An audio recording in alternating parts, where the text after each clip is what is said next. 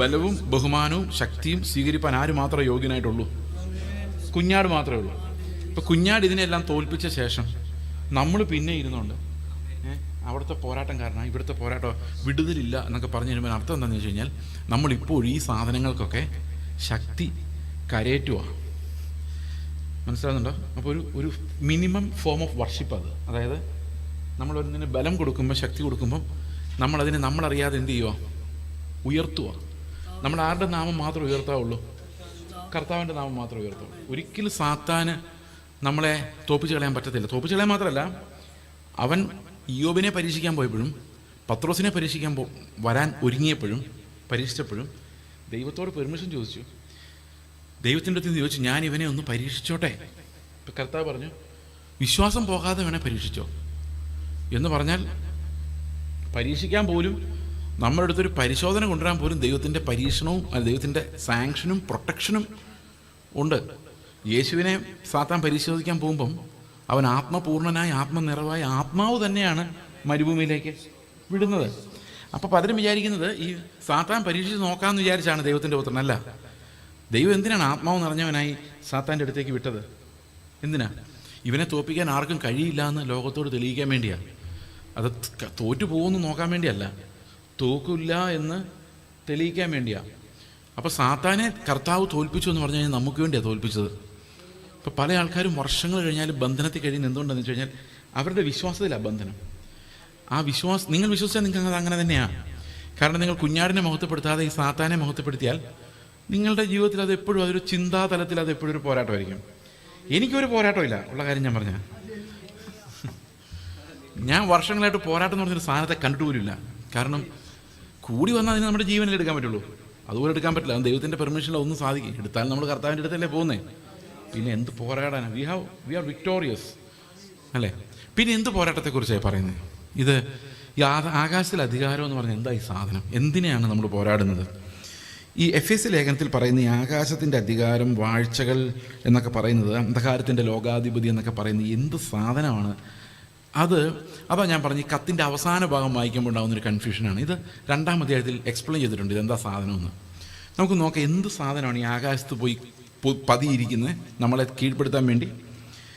എഫേസ്യർ 2-ാം അധ്യായത്തിൻ്റെ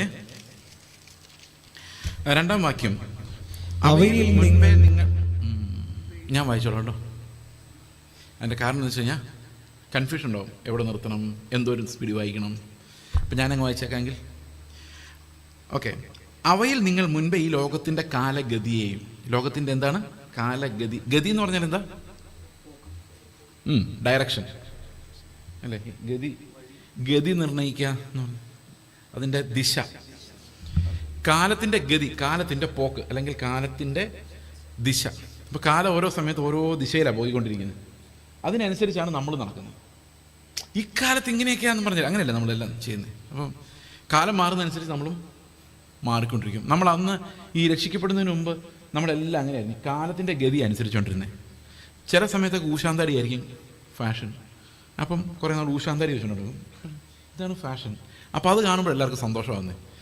പിന്നെ ചില സമയത്ത് ക്ലീൻ ഷേവ് ആയിരിക്കും ഫാഷൻ. ചിലപ്പോൾ ഇങ്ങനെ ഷേവ് ചെയ്യാൻ ശ്രദ്ധിക്കാതെ എന്നെപ്പോലെ മടിയന്മാർ. അപ്പോൾ ഇതെല്ലാം ഓരോരോ കാലത്തിൻ്റെ ഗതിയാണ്. ഇത് മാത്രമല്ല, വസ്ത്രധാരണം, പെരുമാറ്റം. ഇനി കാലത്തിൻ്റെ ഒരു ഗതി ഞാൻ പറയട്ടെ. പണ്ട് കാലത്തൊക്കെ അപ്പന്മാരെ പിള്ളേർക്ക് ഭയങ്കര പേടിയായിരുന്നു. അമ്മമാർ വഴിയായിരുന്നു അപ്പൻ്റെ അടുത്തോട്ട് ചെന്നുണ്ട്. ഇപ്പോൾ ഇന്ന് അമ്മമാരെയാണ് പേടി. അപ്പന്മാരുടെ അടുത്ത് ചെന്നിട്ടാണ് അമ്മയോടൊന്ന് പറയണമെന്ന് പറഞ്ഞത്. കാരണം അപ്പം കുറച്ചൊക്കെ സോഫ്റ്റായി അല്ലേ? ഓവർ മെനി എവല്യൂഷണറി ചേഞ്ചസ് ആണ്. അമ്മമാരാണ് നീ പഠിക്കുന്നുണ്ടോടാ എന്താണ് ബഹളം മുഴുവൻ. അപ്പന്മാർക്ക് ഒരു പ്രശ്നമില്ല. ശരിയാണോ? പിന്നെ പണ്ട് കാലത്തൊക്കെ വീട്ടിൽ കൂടുതൽ സാലറി വാങ്ങിക്കുന്നതും അധ്വാനിക്കുന്നതും വീട്ടിൽ ചിലവ് കൊടുക്കുന്നതൊക്കെ ആണുങ്ങളായിരുന്നു. ഇപ്പം പതുക്കെ അത് പെണ്ണുങ്ങളത് അവകാശമാക്കിക്കൊണ്ടിരിക്കുകയാണ്. കാരണം ആണുങ്ങൾക്ക് ജോലി കൊടുക്കുന്നതിനേക്കാൾ എളുപ്പം പെണ്ണുങ്ങൾക്ക് ജോലി കൊടുക്കുന്നു. കാരണം അവർ ഒന്നും പറയാതെ അധ്വാനിച്ചോളൂ, ശമ്പളവും കുറച്ച് മതി. പിന്നെ അത് മാത്രമല്ല, വലിയ ശല്യത്തിനും കൊടി പിടിക്കാനൊന്നും പോകില്ല. അതും മാത്രമല്ല, കുറച്ചുകൂടെ നല്ലോണം പഠിച്ചോളും ചെയ്യും. ഇമാർ ഇതിനിടയിലൂടെ മൊബൈൽ ഫോൺ കളിച്ചുകൊണ്ടിരിക്കും. അപ്പോൾ ഒരു 10 വർഷം കഴിയുമ്പം നമുക്ക് മനോരമയിലൊക്കെ പരസ്യം കാണാം. വീട്ടുജോലി അറിയാവുന്ന, കുഞ്ഞുങ്ങളെ നോക്കാൻ അറിയാവുന്ന പുരുഷന്മാരിൽ നിന്നും ഉദ്യോഗസ്ഥയായ സ്ത്രീ വിവാഹാലോചനകൾ ക്ഷണിക്കുന്നത് വരാൻ പോവാം. അപ്പം വലിയ കാലം ഇങ്ങനെ മാറിക്കൊണ്ടിരിക്കുക, ഭയങ്കര സ്പീഡിൽ ഇത് മാറുന്നത്. ഇത് ഒത്തിരി പഠനങ്ങൾ ഇതിനെക്കുറിച്ചൊക്കെ നടന്നിട്ടുണ്ട്. അതിലൊരു പ്രധാന കാര്യം എന്ന് പറയുന്നത്, പണ്ടുകാലത്തൊക്കെ നമുക്ക് ഒരു സത്യം അറിഞ്ഞാൽ ആ സത്യത്തിന് വേണ്ടി ജീവിക്കാനും മരിക്കാനും ആൾക്കാർ തയ്യാറായിരുന്നു. ഇന്ന് സത്യം ആരെ സ്വതന്ത്രരാക്കുന്നില്ല. യാക്കോബ് പള്ളി നിൽക്കുമ്പോൾ നിങ്ങൾ പറയുന്ന ശരി എന്നൊക്കെ ഞങ്ങൾക്ക് അറിയാം, പക്ഷെ ഞങ്ങൾക്ക് ഇതും വേണം അതും വേണം. അതാണ് നമ്മുടെ ഇന്നത്തെ പരിപാടി. ഇത് ശരിക്കും അവരുടെ കുഴപ്പമല്ല, ഈ കാലത്തിൻ്റെ ഗതി അങ്ങനെയാണ്. ഇപ്പം നിങ്ങളൊരു 9ാം ക്ലാസ്സിൽ പഠിക്കുന്ന ഒരു കൊച്ച് സ്കൂളിൽ ചെല്ലുമ്പം സാറ് ചോദിക്കും എങ്ങനെ മനുഷ്യനുണ്ടായെന്ന് ചോദിച്ചു കഴിഞ്ഞാൽ എന്ത് പറയും? കുരങ്ങൻ്റെ എന്ന് പറഞ്ഞാൽ തെറ്റാട്ടോ, അങ്ങനെയല്ല. കുരങ്ങൻ്റെ പാല് മുറിഞ്ഞാണോ മനുഷ്യനുണ്ടായത്? കുരങ്ങനും മനുഷ്യനുമല്ല, ഒരു പൊതുപൂർവികനിൽ നിന്ന് യുഗങ്ങളുടെ പരിണാമ പ്രക്രിയയിലൂടെ മാറ്റങ്ങൾക്ക് വിധേയമായി ഇന്നത്തെ ഹോമോസാപ്പിയൻസ് ഉണ്ടായി. ഇതാണ് അതിൻ്റെ നിർവചനം. അതേ സാറ് പിറ്റേ ദിവസം സൺഡേ സ്കൂളിൽ നിങ്ങളുടെ സാറോ എന്ന് വിചാരിച്ചോ, നിങ്ങളോട് ചോദിക്കുകയാണ് മനുഷ്യൻ എങ്ങനെ ഉണ്ടായെന്ന് ചോദിച്ചു കഴിഞ്ഞാൽ ഈ ഹോമോസാപ്പിയൻസ് ഒന്നും പറഞ്ഞിട്ട് കാര്യമുണ്ടോ? ഇല്ല. അപ്പോൾ പറയും മണ്ണ് കൊണ്ട് ദൈവം മെനഞ്ഞെടുത്ത് ജീവശ്വാസം ഊതി. ഇങ്ങനെ പറയട്ടോ, ഇതിലേതാ നിങ്ങൾ വിശ്വസിക്കുന്നത്? അതിവിടെ അങ്ങനെ പറയാൻ പറ്റത്തുള്ളൂ. ഇത് സത്യം പറഞ്ഞാൽ നിങ്ങളെ സംബന്ധിച്ച് എന്ത് വിശ്വസിച്ചാലും കുഴപ്പമില്ല, അവിടെ ഇവിടെ മാർക്ക് കിട്ടണമെന്നേ ഉള്ളൂ. പ്രത്യേകിച്ചൊന്നും വിശ്വസിക്കുന്നില്ല. ഇന്നത്തെ തലമുറയ്ക്ക് പ്രത്യേകിച്ചൊന്നും വിശ്വസിക്കണമെന്ന് നിർബന്ധമൊന്നുമില്ല. അവിടെ ഇവിടെയും മാർക്ക് കിട്ടണം, അവിടെ ഇവിടെ എൻ്റെ കാര്യം നടക്കണമെന്ന് മാത്രമേ ഉള്ളൂ. അതായത് ട്രൂത്ത് നമ്മളെ ലിബറേറ്റ് ചെയ്യുന്നില്ല. ഇപ്പം ഞാനിപ്പോൾ എത്ര പ്രസംഗിച്ചാലും ഈ പ്രസംഗം നിങ്ങൾ കേൾക്കുമ്പോൾ രസമായിട്ട് തോന്നുമെങ്കിലും ഇതൊരു എക്സ്പീരിയൻസ് ആയിട്ട് നിങ്ങൾ എടുക്കുള്ളൂ. നാളെ വേറൊരു വചനം, അതിൻ്റെ എക്സ്പീരിയൻസ്, അത് ഞാൻ അടുത്ത എക്സ്പീരിയൻസ്, ഇങ്ങനെ ഓരോരോ എക്സ്പീരിയൻസിലോട്ട് പോകുന്നതല്ലാതെ ഇതൊരു ട്രൂത്ത് എന്ന് പറഞ്ഞ സാധനം നിങ്ങൾ ഡെലിവർ ചെയ്യില്ല. നാളെ വേറൊരാൾ വന്നിട്ട് ഇവിടെ ദുരാത്മാവാണ്, അവിടെ ഇതാണ് ബാധ എന്ന് പറഞ്ഞാൽ നിങ്ങൾ ആണോ പാസ്റ്ററേ എനിക്ക് വേണ്ടി ഒന്ന് പ്രാർത്ഥിക്കണം നിങ്ങൾ പറഞ്ഞാൽ അപ്പം തന്നെ പോകും. ഇപ്പം തന്നെ പോകാൻ റെഡിയായിട്ടിരിക്കുക. അപ്പം ഇത് ഇന്നത്തെ തലമുറ, ഈ കാലത്തിൻ്റെ ഒരു ഗതി എന്ന് പറയുന്നത്, സത്യം മനസ്സിലായാലും അത് ഹൃദയത്തോട് ഹോൾഡ് ചെയ്ത് പിടിക്കാൻ നമുക്ക് കപ്പാസിറ്റി ഇല്ല. അതിന് പ്രധാനപ്പെട്ടൊരു കാരണം എന്ന് പറയുന്നത് നമ്മുടെ മെഷീൻസാണ്. ഈ ഒത്തിരി മെഷീൻ വൽക്കരിക്കപ്പെട്ടിട്ടുണ്ട് നമ്മൾ. ഇത് എതിർക്രിസ്തു ആരാധനകൾ നമ്മളെ കാണിച്ചു തരുന്ന ഒരു കാര്യമാണ് ഈ എഫേസ്യർ 6 നമ്മൾ കാണുന്നത്. എതിർക്രിസ്തുവിൻ്റെ മർമ്മം, ഇന്നും വ്യാപരിക്കുന്ന എതിർക്രിസ്തുവിൻ്റെ മർമ്മം എന്താണ്? നമുക്കറിയാം, ഒരു 25 വർഷം മുമ്പ് ഞങ്ങളൊക്കെ പഠിക്കുന്ന കാലത്ത് രാവിലെ ഒരു 5 കിലോമീറ്റർ സ്കൂളിലോട്ട് നടന്നു പോകുക എന്ന് പറയുന്നത് ഞങ്ങളെ സംബന്ധിച്ച് വളരെ എളുപ്പമുള്ളൊരു കാര്യമായിരുന്നു. അത് എളുപ്പവും രസവുമായിരുന്നു. ഇങ്ങനെ തിരിച്ചു വരുമ്പം റോഡിൻ്റെ ഓരോ സൈഡ് ഓരോരുത്തർ ബുക്ക് ചെയ്യും. ഇപ്പോൾ ഓരോ സൈഡിൽ എത്ര പശുക്കളുണ്ട് അത് എണ്ണിക്കൊണ്ടിരിക്കും. അവസാനം ആരാണോ ജയിക്കുന്നത് അങ്ങനെ മത്സരം, ഇതാണ് വർത്താനമൊക്കെ പറഞ്ഞ് പിള്ളേർ കൂട്ടു. പക്ഷേ ഇന്നൊരു 500 മീറ്റർ നടക്കേണ്ടി വന്നാൽ ഒത്തിരി നടന്നു എന്നാണ് പറയുന്നത്. കാരണം ആ നടക്കാനുള്ള കപ്പാസിറ്റി പോയി. ഒത്തിരി കാര്യങ്ങളുടെ കപ്പാസിറ്റി നമുക്ക് നഷ്ടപ്പെട്ടിട്ടുണ്ട്. നടക്കാനുള്ളത് പോയി, അതുപോലെ എന്താ പോയത്, കാൽക്കുലേറ്റ് ചെയ്യാനുള്ള കഴിവ് പോയി. 78 44 എത്രയാണ്? 122. അത് നേരത്തെ നമുക്ക് ടെക് ടെക് എന്ന് മനസ്സിൽ വരും. പ്രായമായ ആൾക്കാരത് പറയുള്ളൂ, ചെറിയ പിള്ളേർക്ക് പറയാൻ പറ്റത്തില്ല. അവരത് കാൽക്കുലേറ്റർ തപ്പും, എവിടെ കാൽക്കുലേറ്റർ. ആ മെൻ്റൽ എബിലിറ്റിയാണ് പോയത്, നമ്മളത് അറിയുന്നില്ല. അതുപോലെ ഞാൻ നിങ്ങളോടൊരു കാര്യം പറഞ്ഞു. നിങ്ങളൊന്ന് സങ്കല്പിച്ച് നോക്കിയേ, ഒരു കൊച്ച് ഒരു റൂമിൽ ഒരു കസേരയിലിരിക്കുന്നു. ഓക്കെ, സങ്കല്പിച്ചോ. ആ കൊച്ച് എന്ത് ഡ്രസ്സാണ് ധരിച്ചിരിക്കുന്നത്? ആൺകുട്ടിയാണോ പെൺകുട്ടിയാണോ? മുമ്പിലൊരു ടേബിളുണ്ടോ? ടേബിളിൽ ഫുഡുണ്ടോ? പുസ്തകമുണ്ടോ? പഠിക്കുവാണോ? കഴിക്കാൻ പോകണോ? കൂടെ ആരെങ്കിലും ഉണ്ടോ? ലൈറ്റ് ഇട്ടിട്ടുണ്ടോ? പകൽ സമയമാണോ രാത്രി സമയമാണോ? ഇതൊന്നും ഞാൻ നിങ്ങളോട് പറയുന്നില്ല. അപ്പം നിങ്ങൾ സങ്കല്പിക്കും. ഇതാണ് പണ്ട് കാലത്ത് ഈ നോവലുകളൊക്കെ വായിക്കുന്ന ആൾക്കാർ എല്ലാം സങ്കല്പിക്കുക. അപ്പോൾ അവർ എഴുതി വയ്ക്കും മീശ ഇങ്ങനെയാണ്, അപ്പം മീശ ഇങ്ങനെ നമ്മൾ സങ്കല്പിക്കും. അപ്പം മൈൻഡിന് കുറച്ച് പണിയുണ്ട്, ഇത് സങ്കല്പിച്ചെടുക്കണം. ഇന്നതൊന്നും വേണ്ട, ഇന്നൊരു വീഡിയോയിൽ ഇതും കാണിച്ചു തരും. നമുക്ക് സങ്കല്പിക്കുകയും വേണ്ട, ഒന്നും വേണ്ട. അപ്പോൾ ഇമാജിനേഷൻ എന്ന് പറഞ്ഞൊരു സാധനം, ചിന്താശക്തിയും എല്ലാം ഈ മെഷീൻസ് എടുത്തുകൊണ്ട് പോയി.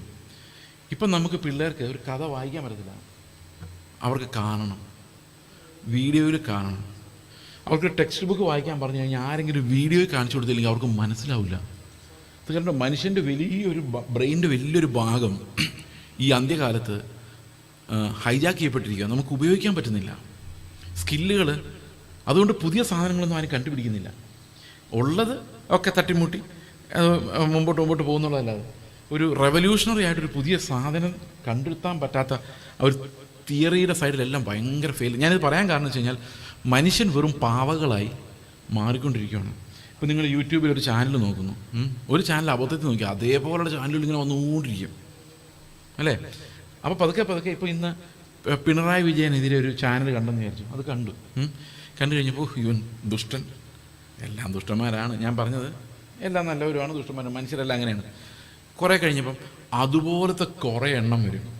ഇതൊരു 10-15 ആകുമ്പോൾ നമ്മളൊരു കടുത്ത വിരോധിയായിട്ട് മാറും. ഇവരെ നമ്മളെ പതുക്കെ നമ്മുടെ ഇഷ്ടങ്ങളനുസരിച്ച് നമ്മളെ മോൾഡ് ചെയ്ത് പതുക്കെ അവർ ചിന്തിപ്പിക്കുന്നവരെ നമ്മളെ ചിന്തിപ്പിക്കും. അതെല്ലാ പാറ്റേണിലും അങ്ങനെയാണ്. നമ്മൾ ആരുടെയൊക്കെയോ നിയന്ത്രണത്തിൽ. ഇതെന്തിനാണ് ഇങ്ങനെ സംഭവിക്കുന്നത് വെച്ച് കഴിഞ്ഞാൽ, എതിർ ക്രിസ്തു വരുന്നത് അങ്ങനെയാണ്. എതിർ ക്രിസ്തു എന്ന് പറയുന്നത് കൊമ്പും വാലും ഒക്കെ ഉള്ളൊരു സാധനമായിട്ടാണ് നമ്മൾ പലപ്പോഴും കാണുന്നത്. പക്ഷേ എതിർ ക്രിസ്തുവിനെ കുറിച്ച് നമ്മൾ ആദ്യം മനസ്സിലാക്കേണ്ടത് ആ എതിർ ക്രിസ്തുവിൽ സാത്താനുള്ളതിനേക്കാളും പങ്ക് മനുഷ്യനാണെന്നുള്ളതാണ്. സാത്താനാണോ എന്ന് വെച്ചാൽ ആണ്. പക്ഷെ അവിടെ പറയുന്നൊരു വാക്ക്, ബുദ്ധിയുള്ളവൻ മൃഗത്തിൻ്റെ സംഖ്യ ഗണിക്കട്ടെ, അത് ഒരു മനുഷ്യൻ്റെ സംഖ്യ. അതാണ് 666. ഇനി ഏദൻ തോട്ടത്തിൽ വെച്ച് ആദമിനോട് സാത്താൻ എന്താ പറയുന്നത്? ഞാനൊരു രാജ്യം തുടങ്ങാൻ പോവാണ്, നീ വന്നാൽ നിന്നെ മന്ത്രിയാക്കാന്നല്ല പറയുന്നത്, നീ ദൈവത്തെ പോലെ ആകാനാണ് പറയുന്നത്. അപ്പം എങ്ങനെയാണ് മനുഷ്യന് ദൈവത്തെ പോലെ ആകാൻ പറ്റുന്നത്? മനുഷ്യന് ദൈവത്തെ പോലെ ആകാൻ 2 വഴികളാണ് ഉള്ളത്. ഒന്നവന് ദൈവമെന്ന് തോന്നാം. നിങ്ങളുടെ വീട്ടിൽ ആരാ കാര്യങ്ങൾ തീരുമാനിക്കുന്നത്? ഭാര്യമാരെല്ലാം പറയാതെ, ഞാൻ തകർക്കാൻ വന്നതല്ല കേട്ടോ, പണിയാൻ വന്നതാ, നിങ്ങൾ വിഷമിക്കണ്ട. ചിലതൊക്കെ തകർന്നാലേ നമുക്ക് ചിലതൊക്കെ പണിയാൻ പറ്റുള്ളൂ, അല്ലെ നമുക്കൊന്നും മനസ്സിലാവില്ല. ഈ ദൈവം ആരാന്ന് പോലും മനസ്സിലാവില്ല. അതാണ് ഇതിനകത്തെ പ്രശ്നം. ഓക്കെ, അപ്പോൾ ഈ ദൈവത്തിൻ്റെ സ്വഭാവം ഇങ്ങനെ, ദൈവത്തിന് പ്രത്യേകിച്ചൊരു സ്വഭാവം ഇല്ല. നമ്മൾ തന്നെയാണ് നമ്മൾ സൃഷ്ടിച്ചു വെച്ചിരിക്കുന്ന ദൈവം. ഇതാണ് നമ്മുടെ അവസ്ഥ. ഓക്കെ, ഇനി വേറൊരു തട്ടിപ്പെന്ന് വെച്ചാൽ, നമ്മൾ ചെറുപ്പത്തിലെ കുഞ്ഞുങ്ങളെ പഠിപ്പിക്കും, എന്തുണ്ടെങ്കിലും യേശുപ്പച്ചോണ്ട് ചോദിച്ചാൽ യേശുപ്പച്ച തരും, നീ പ്രാർത്ഥിക്കാത്തതുകൊണ്ടാണ് കിട്ടാത്തത്. അപ്പം കൊച്ചു വന്ന് ചോദിക്കും, എനിക്ക് ഒരു ഇൻസ്ട്രുമെൻറ്റ് ബോക്സ് വേണം പപ്പ. അപ്പം പപ്പയുടെ പൈസ ഉണ്ട്, വേണമെങ്കിൽ മേടിച്ച് കൊടുത്താൽ മതി. പക്ഷേ പുള്ളി പറയും, ഞാൻ വിശ്വാസം പഠിപ്പിക്കാൻ വേണ്ടി അതുകൊണ്ട് പറഞ്ഞിട്ടുണ്ട്, നീ യേശുപ്പച്ചോണ്ട് പ്രാർത്ഥിക്കുക, യേശുപ്പച്ച ഇൻസ്ട്രുമെൻറ്റ് ബോക്സ് തരും. ഇവൻ രാത്രി മുഴുവൻ ഇരുന്ന്, കർത്താവേ ഇൻസ്ട്രുമെൻറ്റ് ബോക്സ് തരണേ. പാവം കൊച്ചു വല്ലതും അറിയും. പിറ്റേ ദിവസം രാവിലെ ആയപ്പം അപ്പൻ ഇൻസ്ട്രുമെൻറ്റ് ബോക്സ് കൊണ്ടുപോയി കൊടുക്കും, ഇവിടെ വെച്ചേക്കും. ഇപ്പം മേശപ്പുറത്ത് ഇരിക്കും. അപ്പം പുള്ളി അറിയോ, രാത്രി യേശുപ്പച്ച എനിക്ക് ഇൻസ്ട്രുമെൻറ്റ് ബോക്സ് തന്നു. സാക്ഷ്യം പറഞ്ഞു. നമ്മൾ ഇത്രയും ഭയങ്കര വിശ്വാസം ലോകത്തില്ലെന്ന് ബാക്കിയുള്ളവർ വിചാരിക്കും. പക്ഷെ എന്താ സംഭവിക്കുന്നത്? കുറച്ച് കഴിയുമ്പോൾ സ്കൂളിൽ പോകുമ്പം ഇവൻ പ്രാർത്ഥിക്കും, കർത്താവ് എക്സാമിനേഷൻ എനിക്ക് 1ാം റാങ്ക് തരണേ, എന്നെ പാസ്സാക്കണേ. പക്ഷെ എന്ത് സംഭവിക്കും? പ്രാർത്ഥിക്കാത്ത കൊച്ചിന് 1ാം റാങ്ക്, ഇവന് 4ാം റാങ്ക്. പ്രാർത്ഥിക്കുന്നതുകൊണ്ട് ഒരു പരിപാടി നടക്കുന്നില്ല, ജോലി കിട്ടുന്നില്ല, സമയത്ത് എക്സാമിനേഷൻ നല്ല പാസ് കിട്ടുന്നില്ല, പ്രൊമോഷൻ കിട്ടുന്നില്ല. പ്രാർത്ഥിക്കാത്തവർക്ക് ഇതെല്ലാം കിട്ടുന്നു, അവർ ജോലി വാങ്ങിക്കുന്നു. നമ്മുടെ പ്രവാചകന്മാർ അന്വേഷിച്ച്, എന്താ പ്രവാചക വിടുതലില്ലാത്തത്? പ്രവാചകൻ പറഞ്ഞു, അടുത്ത ഓഗസ്റ്റിലാണ് വിടുതൽ വരുന്നത്, അതുവരെ എന്തൊക്കെയോ തടസ്സങ്ങളുണ്ട്, അടുത്ത ഓഗസ്റ്റ് വരെ കാത്തിരിക്കണം. നമ്മൾ വിചാരിക്കാം, ഓഗസ്റ്റ് വരെ കാത്തിരുന്നാൽ മതിയാവോ? ഈ പ്രവാചകം മതിയോ? നമുക്ക് എങ്ങനെയെങ്കിലും കാര്യം നടന്നു കിട്ടണം. സഹോദരങ്ങളെ, അവസാനം വന്ന് പെന്തക്കോസ് എന്ന് പറഞ്ഞെങ്കിൽ ഒരൊറ്റ പരിപാടിയുള്ളൂ, വിടുതലെടുക്ക്, കാത്തിരിപ്പ്, പ്രവാചകൻ, നിങ്ങളുടെ വിഷയങ്ങളുടെ മേൽ ഇറങ്ങി വരുന്ന ദൈവം മാത്രം.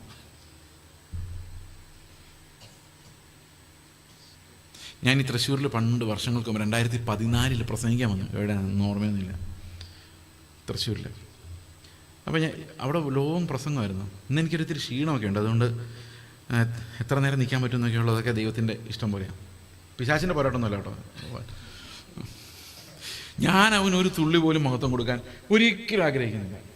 ഓക്കെ, അപ്പോൾ പ്രസംഗം കഴിഞ്ഞു. 10 മണി തൊട്ട് 3:30 വരെ പ്രസംഗമായിരുന്നു.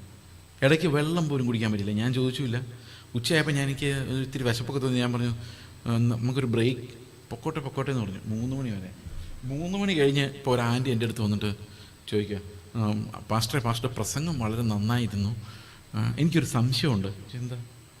എൻ്റെ മോൻ അമേരിക്കയിലും കാനഡയിലും പോകാനുള്ള സ്കോളർഷിപ്പ് കിട്ടിയിട്ടുണ്ട്, എവിടെ പോകുന്നതാണ് ദൈവത്തിൻ്റെ ഹിതം എന്നൊന്ന് പ്രാർത്ഥിച്ച് പറയാമെന്ന് ചോദിച്ചു. ഞാൻ പറഞ്ഞു, മുകളിലോട്ട് പോകുന്നതാണ് ദൈവത്തിൻ്റെ ഹിതം, ഈ കാനഡയിൽ പോകണോ അമേരിക്കയിൽ പോകണമെന്നൊന്നും പറയാൻ എനിക്കറിയാം. ഇത് 2 സ്ഥലവും ഞാൻ കണ്ടിട്ടില്ല. മാത്രമല്ല ഇതിനകത്തൊക്കെ ഏതാ നല്ലതെന്ന് അറിയുന്നത് നിങ്ങൾ ഏതെങ്കിലും ഒരു എഡ്യൂക്കേഷൻ എക്സ്പേർട്ടിനെ പോയി കാണും. എനിക്കിതൊക്കെ പറയാൻ എനിക്കറിയാമില്ല. എനിക്ക് ആകെ മുകളിലോട്ടുള്ള വഴിയല്ലാതെ വേറെ ഒരു വഴിയും എന്നെ കർത്താവ് ഏൽപ്പിച്ചിട്ടില്ല എന്ന് പറഞ്ഞാൽ എന്നാ ചെയ്യാൻ പറ്റും? നമ്മൾ വിചാരിക്കുന്ന ഈ പാസ്റ്റർമാരുടെ എല്ലാം പണി ഇത് പ്രാർത്ഥിച്ച് ഗണിച്ച് പറയുക എന്നുള്ളതെന്നാണ്. അമേരിക്കയാണോ കാനഡ ഇതിനി അറിയാൻ വയ്യാത്ത പാസ്റ്റർ ആണെങ്കിൽ പറയുന്നത് അവനൊന്നും ഒരു അഭിഷേകമില്ല. ഈ അമേരിക്കൻ കാനഡയും കാണിച്ചു വരുന്ന ഒരുത്തനെ കണ്ട എൻ്റെ സഹോദരങ്ങളെ, ഇത് നമ്മളെ തന്നെ നമ്മൾ ദൈവം എന്ന് വിളിക്കുന്നത്. We are deciding. അത് മാത്രമാണോ? നമുക്ക് 1000 രൂപ തന്നാൽ 100 രൂപ കൃത്യമായിട്ട് കമ്മീഷൻ കൊടുത്തിട്ടാണ് ദൈവത്തെ കൊണ്ട് ഓരോ കാര്യങ്ങൾ ചെയ്യിപ്പിക്കുന്നത്. എന്നോടൊരാൾ ചോദിച്ചാൽ പാസ്റ്ററെ 25,000 രൂപയുടെ ദശാംശം എന്ന് പറഞ്ഞാൽ 2,500 രൂപ തന്നെയല്ലേ? ഞാൻ പറഞ്ഞത് ഞാൻ റെഗുലറായിട്ട് കൊടുക്കുന്നുണ്ട്, എൻ്റെ ഒരു കാര്യവും ദൈവം സാധിച്ചു തരുന്നില്ലെന്ന്. അപ്പം കൂലി വരെ കൊടുത്തു തുടങ്ങി.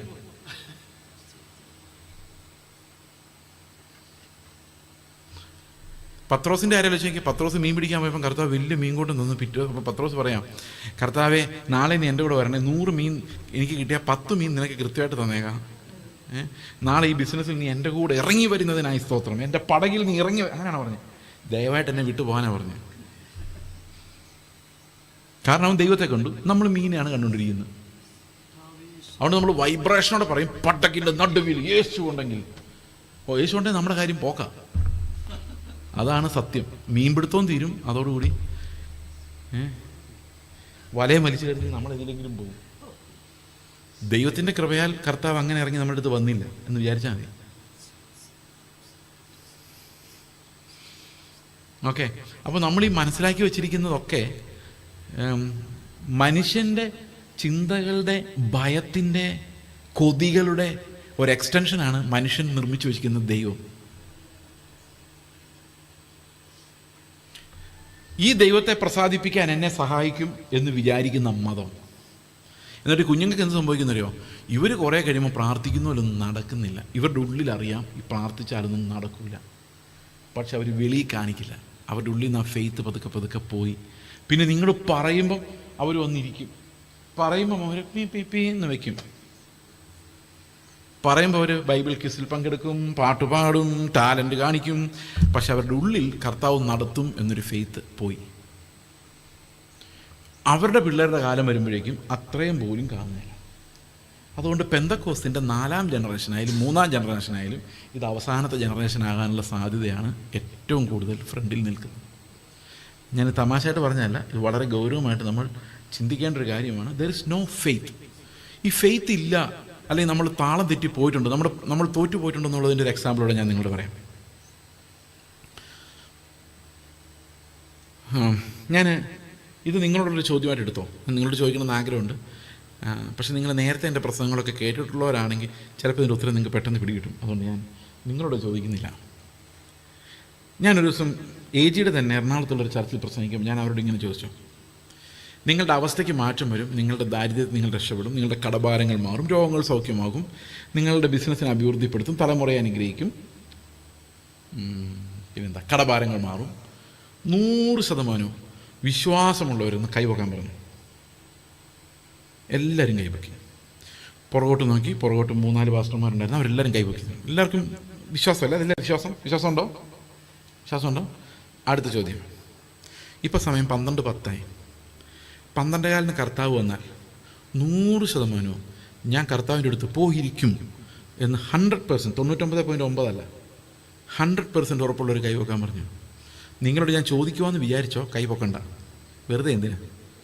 ഒരൊറ്റ ആൾ പോലും കൈവക്കില്ല. പുറകോട്ട് നോക്കിയപ്പോൾ ആരും കൈവക്കിയിട്ടില്ല. ഒരു കാര്യം ഉറപ്പാണ്, ആശിക്കുന്നൊക്കെ ഉറപ്പാണെങ്കിലും അതൊക്കെ ഇവിടെയാണ്. കുറേ നാളായിട്ട് ഈ സ്വർഗത്തിൽ പോകുന്നുള്ളൊരു ആശയം പോയി, ഉറപ്പും പോയി. പിന്നെ വിശ്വാസം ഉണ്ടോ എന്ന് ചോദിച്ചാൽ ഉണ്ട്. അതെന്ത് വിശ്വാസമാണ്? ആശിക്കുന്നതിൻ്റെ ഉറപ്പല്ല, മോഹിക്കുന്നതിൻ്റെ ഉറപ്പാണ്. പ്രത്യാശ പണ്ടേ പോയി.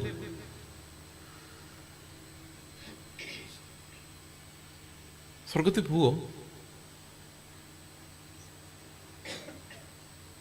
ഞാൻ ഒരു ചർച്ച ചെന്ന് ഇങ്ങനെ, ഞാൻ ആദ്യമൊക്കെ എല്ലാവരോടും ചോദിക്കുമായിരുന്നു, ഞാൻ നിങ്ങളുടെ കൈവക്കണമെന്ന് പറയണതിൻ്റെ ഉള്ളിലുണ്ട്, പക്ഷെ പറയാൻ പേടിയാണ്. ഒരു ചർച്ച ചെന്നപ്പോൾ ഒരു പാവം അപ്പച്ചൻ മാത്രം കൈവക്കി, ബാക്കി എല്ലാവരും പുള്ളി നോക്കി ചിരിക്കുക. കണ്ട അഹങ്കാരിയാവും, സ്വർഗത്തിൽ പോകാൻ വേണ്ടി കാലും ഫിറ്റ് ചെയ്ത് ഇറങ്ങിയേക്കോ രാവിലെ. ഈ സാഹചര്യം ഒരു 50 വർഷം നമുക്കൊന്ന് പുറകോട്ട് പോയി നോക്കാം. അന്ന് എല്ലാ പ്രസംഗങ്ങളും പറയുന്ന കർത്താവ് വരാറായി, നാമും പോകാറായി. എല്ലാ പ്രസംഗവും ട്രാക്ട് കൊടുത്താൽ പറയും, ഇന്ന് നീ മരിച്ചാൽ നിന്റെ നിത്യത എവിടെ? ഇന്നിപ്പം നിങ്ങൾക്ക് എല്ലാവർക്കും ആ ട്രാക്ട് തരണ്ടേ? നിങ്ങളോട് ചോദിക്കേണ്ട ഒരു ചോദ്യം, ഇന്ന് മരിച്ചാൽ ഉത്തരവില്ല. എവിടെ പോയി ആ ഫെയ്ത്ത്? ഒരു 25-30 വർഷം മുമ്പ് എഴുതിയ പാട്ടുകളെല്ലാം പ്രത്യാശാഗാനങ്ങളായിരുന്നു. എല്ലാ പാട്ടും നമ്മൾ ഈ വഴിയിലെ പെരുന്നാളിന് പാടുന്ന പാട്ട്, കത്തോലിക്കര് കൺവെൻഷന് പാടുന്ന പാട്ട്, ഞാൻ ചർച്ചിലെ ആരാധനയ്ക്ക് പാടുന്ന പാട്ടല്ല ഞാൻ ഉദ്ദേശിച്ചത്, അതെല്ലാം പ്രത്യാശാഗാനങ്ങളായിരുന്നു. സ്വർഗനാട്ടിലൻ പ്രിയം തീർത്തിടും സ്വന്തം വീട്ടിൽ ചേർന്നിടുവാൻ, രാജാതിരാജൻ മഹിമയോടെ വാനമേഘത്തിൽ എഴുന്നള്ളാറായി, അക്കരയ്ക്ക് യാത്ര ചെയ്യും സിയോൻ സഞ്ചരി. ഇതൊക്കെ റൂട്ടിൽ കൂടെ പാടി നടന്ന പാട്ടുകളല്ല, അല്ലാതെ നമ്മൾ ചർച്ചിൽ പാടിയ പാട്ട്. മൽപ്രിയനെ അന്വേഷു നായകനെ എപ്പോൾ വരും, എപ്പോൾ വരും? സിയോൻ യാത്ര ഇതിൽ മനമേ ഭയമൊന്നും. ഇതല്ലാത്ത ഒരൊറ്റ പാട്ട് പോലും ഒന്നില്ല. ഞാൻ രക്ഷിക്കപ്പെട്ട 94, അതിനുശേഷം ഇന്നേ വരെ ഒരൊറ്റ പ്രത്യാശാഗാനം പോലും ആരും എഴുതിയിട്ടില്ല. 28 വർഷമായിട്ട് 26 വർഷമായിട്ട് ഒരൊറ്റ പ്രത്യാശാഗാനം പോലും നമ്മളാരും പാടുന്നില്ല. മനസ്സിലായോ എന്താ പറ്റിയത്? ഈ തൃശ്ശൂരിനടുത്ത് കാനാരിമഠം എന്നും പറഞ്ഞൊരു സ്ഥലമുണ്ട്. നിങ്ങൾക്കറിയാമോ അല്ലേ? നിങ്ങൾക്ക് നാട്ടുകാർക്കെല്ലാം അറിയാമായിരിക്കും, ഇത്തിരി പ്രായമായവർക്ക്. അന്ന് മനോരമയിൽ അവരുടെ പരസ്യം കാണുമായിരുന്നു. നിങ്ങൾക്ക് സാമ്പത്തിക പ്രശ്നങ്ങളുണ്ടോ, കുടുംബ പ്രശ്നങ്ങളുണ്ടോ, ദാമ്പത്യ പ്രശ്നങ്ങളുണ്ടോ, കടഭാരമുണ്ടോ, ഞങ്ങളെ സമീപിക്കുക. കാനാരി ചാത്തൻ സേവാമഠം. അന്ന് നമ്മൾ സുവിശേഷകരെല്ലാം ഇന്ന് നീ മരിച്ചാൽ നിത്യത എവിടെയെന്ന് പറഞ്ഞുകൊണ്ട് കൺവെൻഷൻ പ്രസംഗിച്ചുകൊണ്ടൊക്കെ വരുന്നു. ഇപ്പം സുവിശേഷകർ ഈ പണി ഏറ്റെടുത്തു. നിങ്ങൾക്ക് ജീവിതത്തിൽ പ്രശ്നങ്ങളുണ്ടോ, സാമ്പത്തിക പ്രശ്നങ്ങളുണ്ടോ, കടഭാരമുണ്ടോ, അവർ പൂട്ടിപ്പോയി. നമ്മുടെ ആ ഭയങ്കര അഡ്വർടൈസ്മെൻറ്റും അവർക്ക് പിടിച്ചിരിക്കാൻ പറ്റിയില്ല.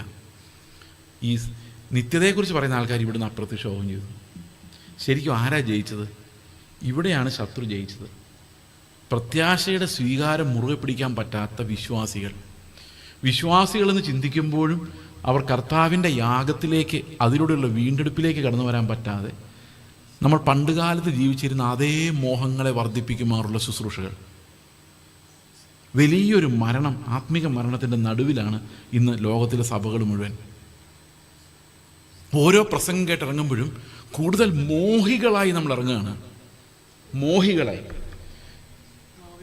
അത് ശുശ്രൂഷകരും അങ്ങനെ തന്നെയാണ്.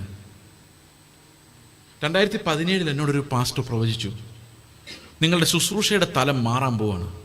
ഞാൻ പറഞ്ഞു എങ്ങനെ?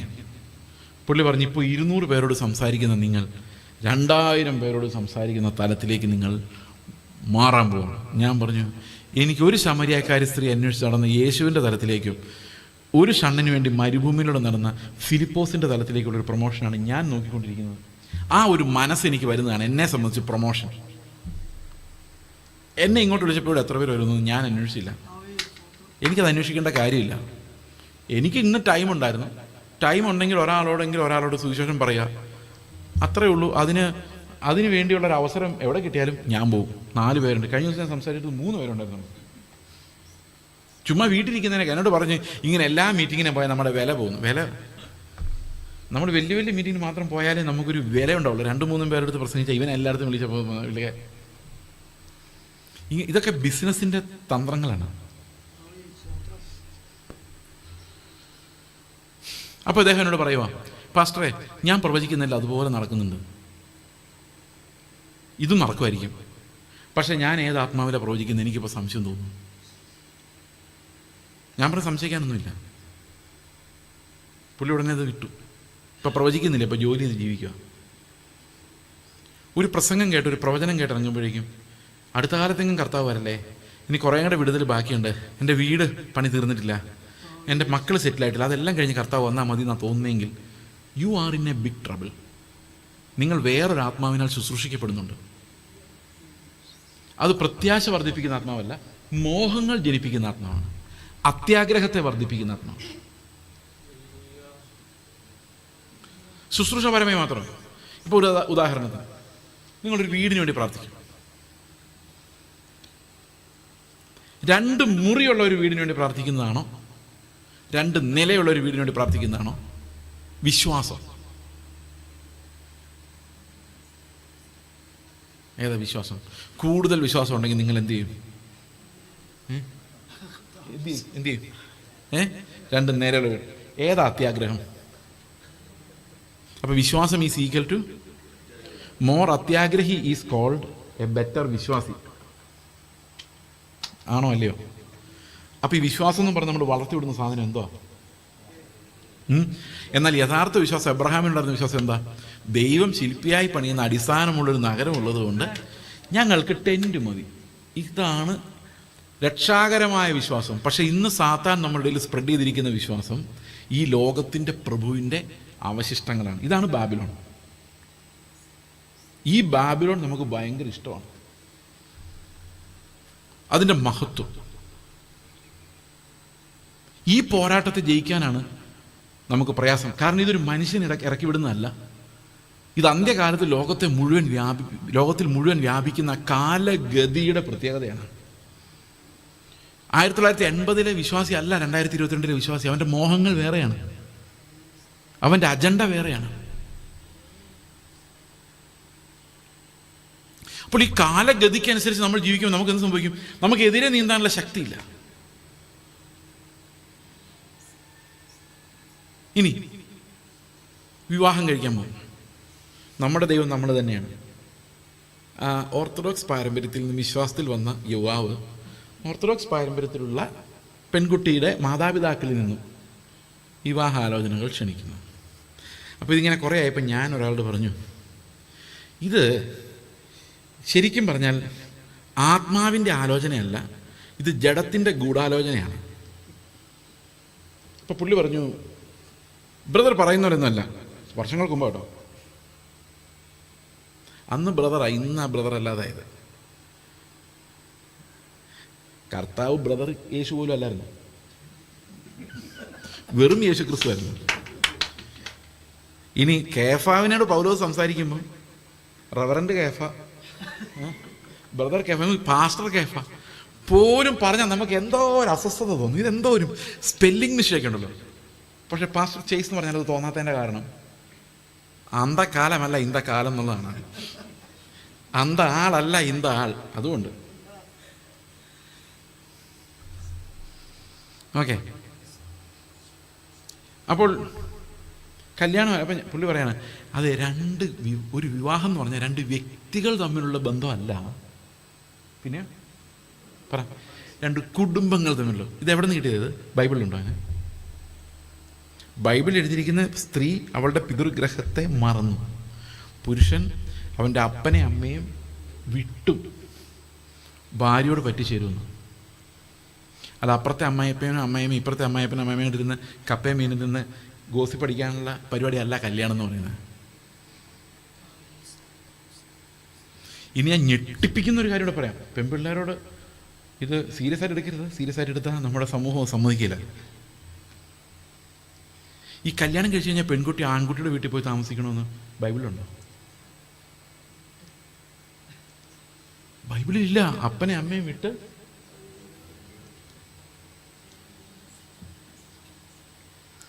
ഈ ബൈബിള് പോലെ ഫ്രീഡമുള്ള ഒരു പുസ്തകം, ആത്മാവിൻ്റെ സ്വാതന്ത്ര്യം. ഒരു വീട്ടിൽ 2 പെൺപിള്ളേർ, 2 പേരെയും കല്യാണം കഴിപ്പിച്ചിട്ട് പിന്നെ ആ അപ്പനും അമ്മയ്ക്ക് ഉള്ള പൈസയും പോയി, പിള്ളേരും പോയി. പിന്നെ അവർ അനാഥരാ. പിന്നെ ആ ഭർത്താവ് എങ്ങാനും കരുണ കാണിച്ചാൽ 2 ദിവസം പോയി നിൽക്കാം. അടിമത്തം. ഈ പെൺപിള്ളേരുണ്ടാകുമ്പോഴേ അപ്പനന്മാരവരെ നഷ്ടപ്പെടുത്താൻ വേണ്ടി റെഡിയാ പറഞ്ഞു വിടാൻ. എന്തു ക്രൂരമായ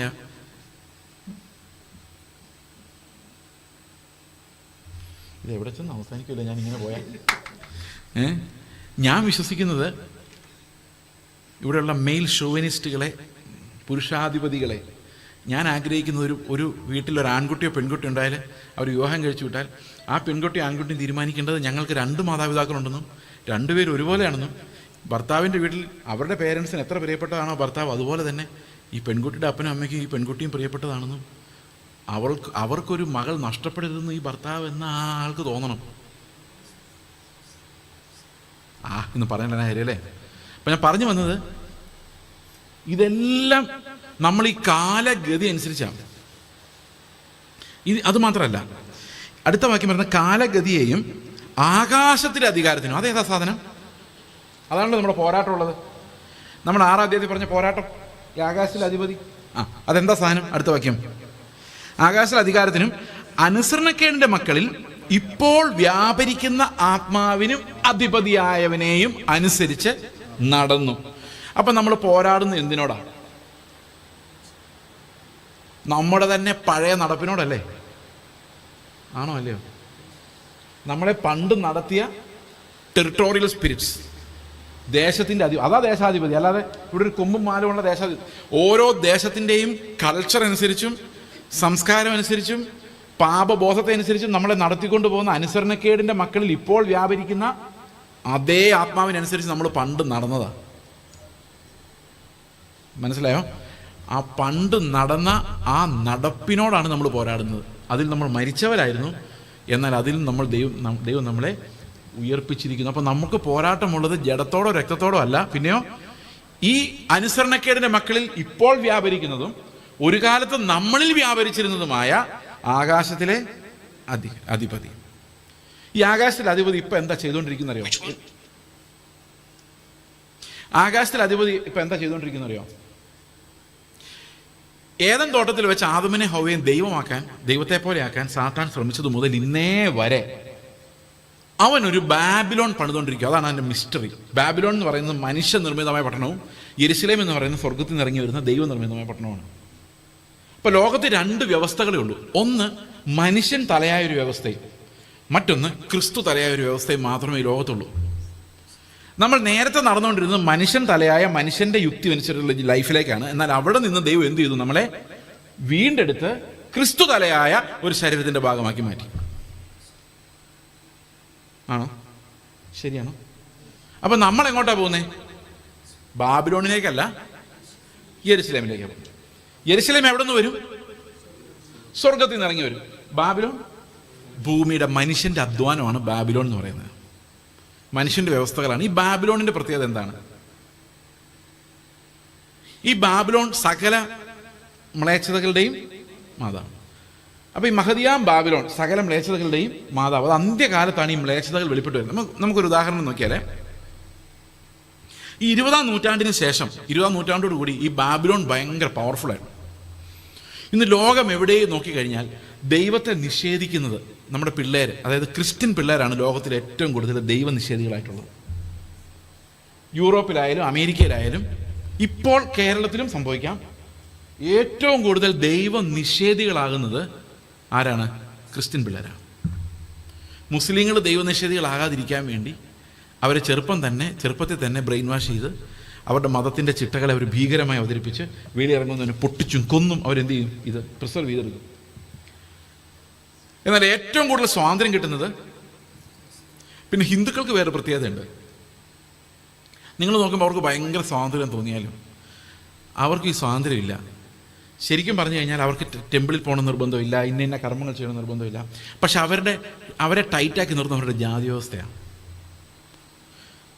അവർക്ക് ദൈവത്തിൽ വിശ്വാസം ഇല്ലെങ്കിലും ഈ ജാതിയിൽ വിശ്വാസമാണ്.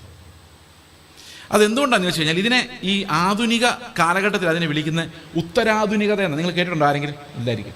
കേട്ടിട്ടുണ്ടോ? ഓക്കെ. ഉത്തരാധുനികതയുടെ പ്രത്യേകത എന്ന് വെച്ച് കഴിഞ്ഞാൽ, നമുക്ക് ഒരു എക്സാമ്പിൾ ഞാൻ പറയാം. ഞാൻ നേരത്തെ പറഞ്ഞ സൺഡേ സ്കൂൾ ടീച്ചറിൻ്റെ എക്സാമ്പിൾ ഉണ്ടല്ലോ. അവിടെ അത് ശരി, ഇവിടെ ഇത് ശരി. നമ്മൾ ഒരു ട്രൂത്തിനോടും കമ്മിറ്റഡ് അല്ല. ഓക്കെ, ഒരു ട്രൂത്തിനോടും കമ്മിറ്റഡ് അല്ല. ഞാനത് കുറച്ചുകൂടെ വിശദമായിട്ട് ബൈബിളിൽ നിന്ന് തന്നെ പറയാം, അപ്പോൾ കുറച്ചുകൂടെ മനസ്സിലാവും. നിക്കോദമോസിന്റെ കർത്താവ് പറഞ്ഞു, ആത്മാവിൽ ജനിക്കുന്നവനല്ല എങ്ങനെയാവുന്ന പറഞ്ഞേ?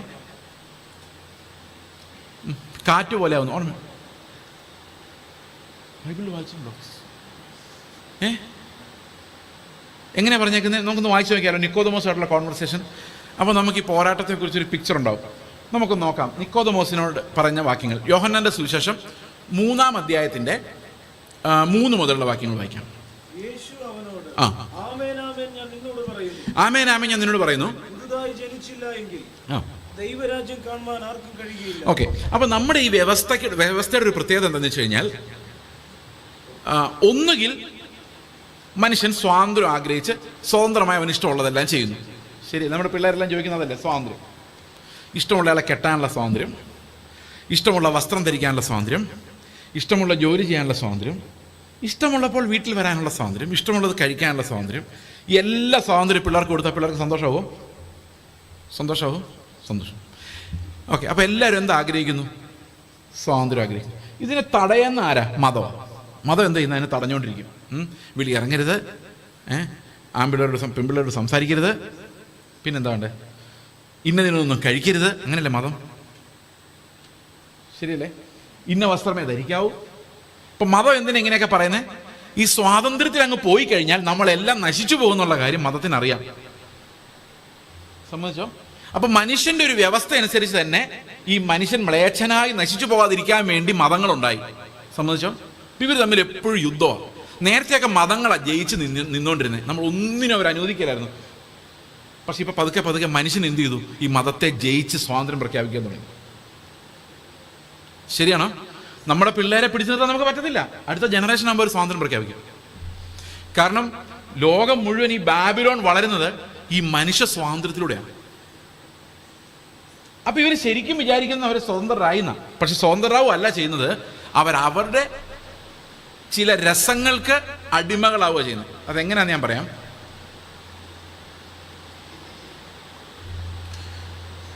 ഇപ്പൊ നമ്മളൊരു സുഹൃത്തിനെ ഉണ്ടാക്കുന്നു. എങ്ങനെയാണ് ഒരു സുഹൃത്തിനെ ഉണ്ടാക്കുന്നത്? നിങ്ങളുടെ ഏറ്റവും ബെസ്റ്റ് സുഹൃത്തിനെ നിങ്ങളുടെ മനസ്സിൽ കണ്ടേ. ഗേൾ ഫ്രണ്ട് ബോയ് ഫ്രണ്ട് ഒന്നും വിചാരിച്ചേക്കല്ല, നിങ്ങളുടെ ഏറ്റവും അടുത്ത സുഹൃത്ത്.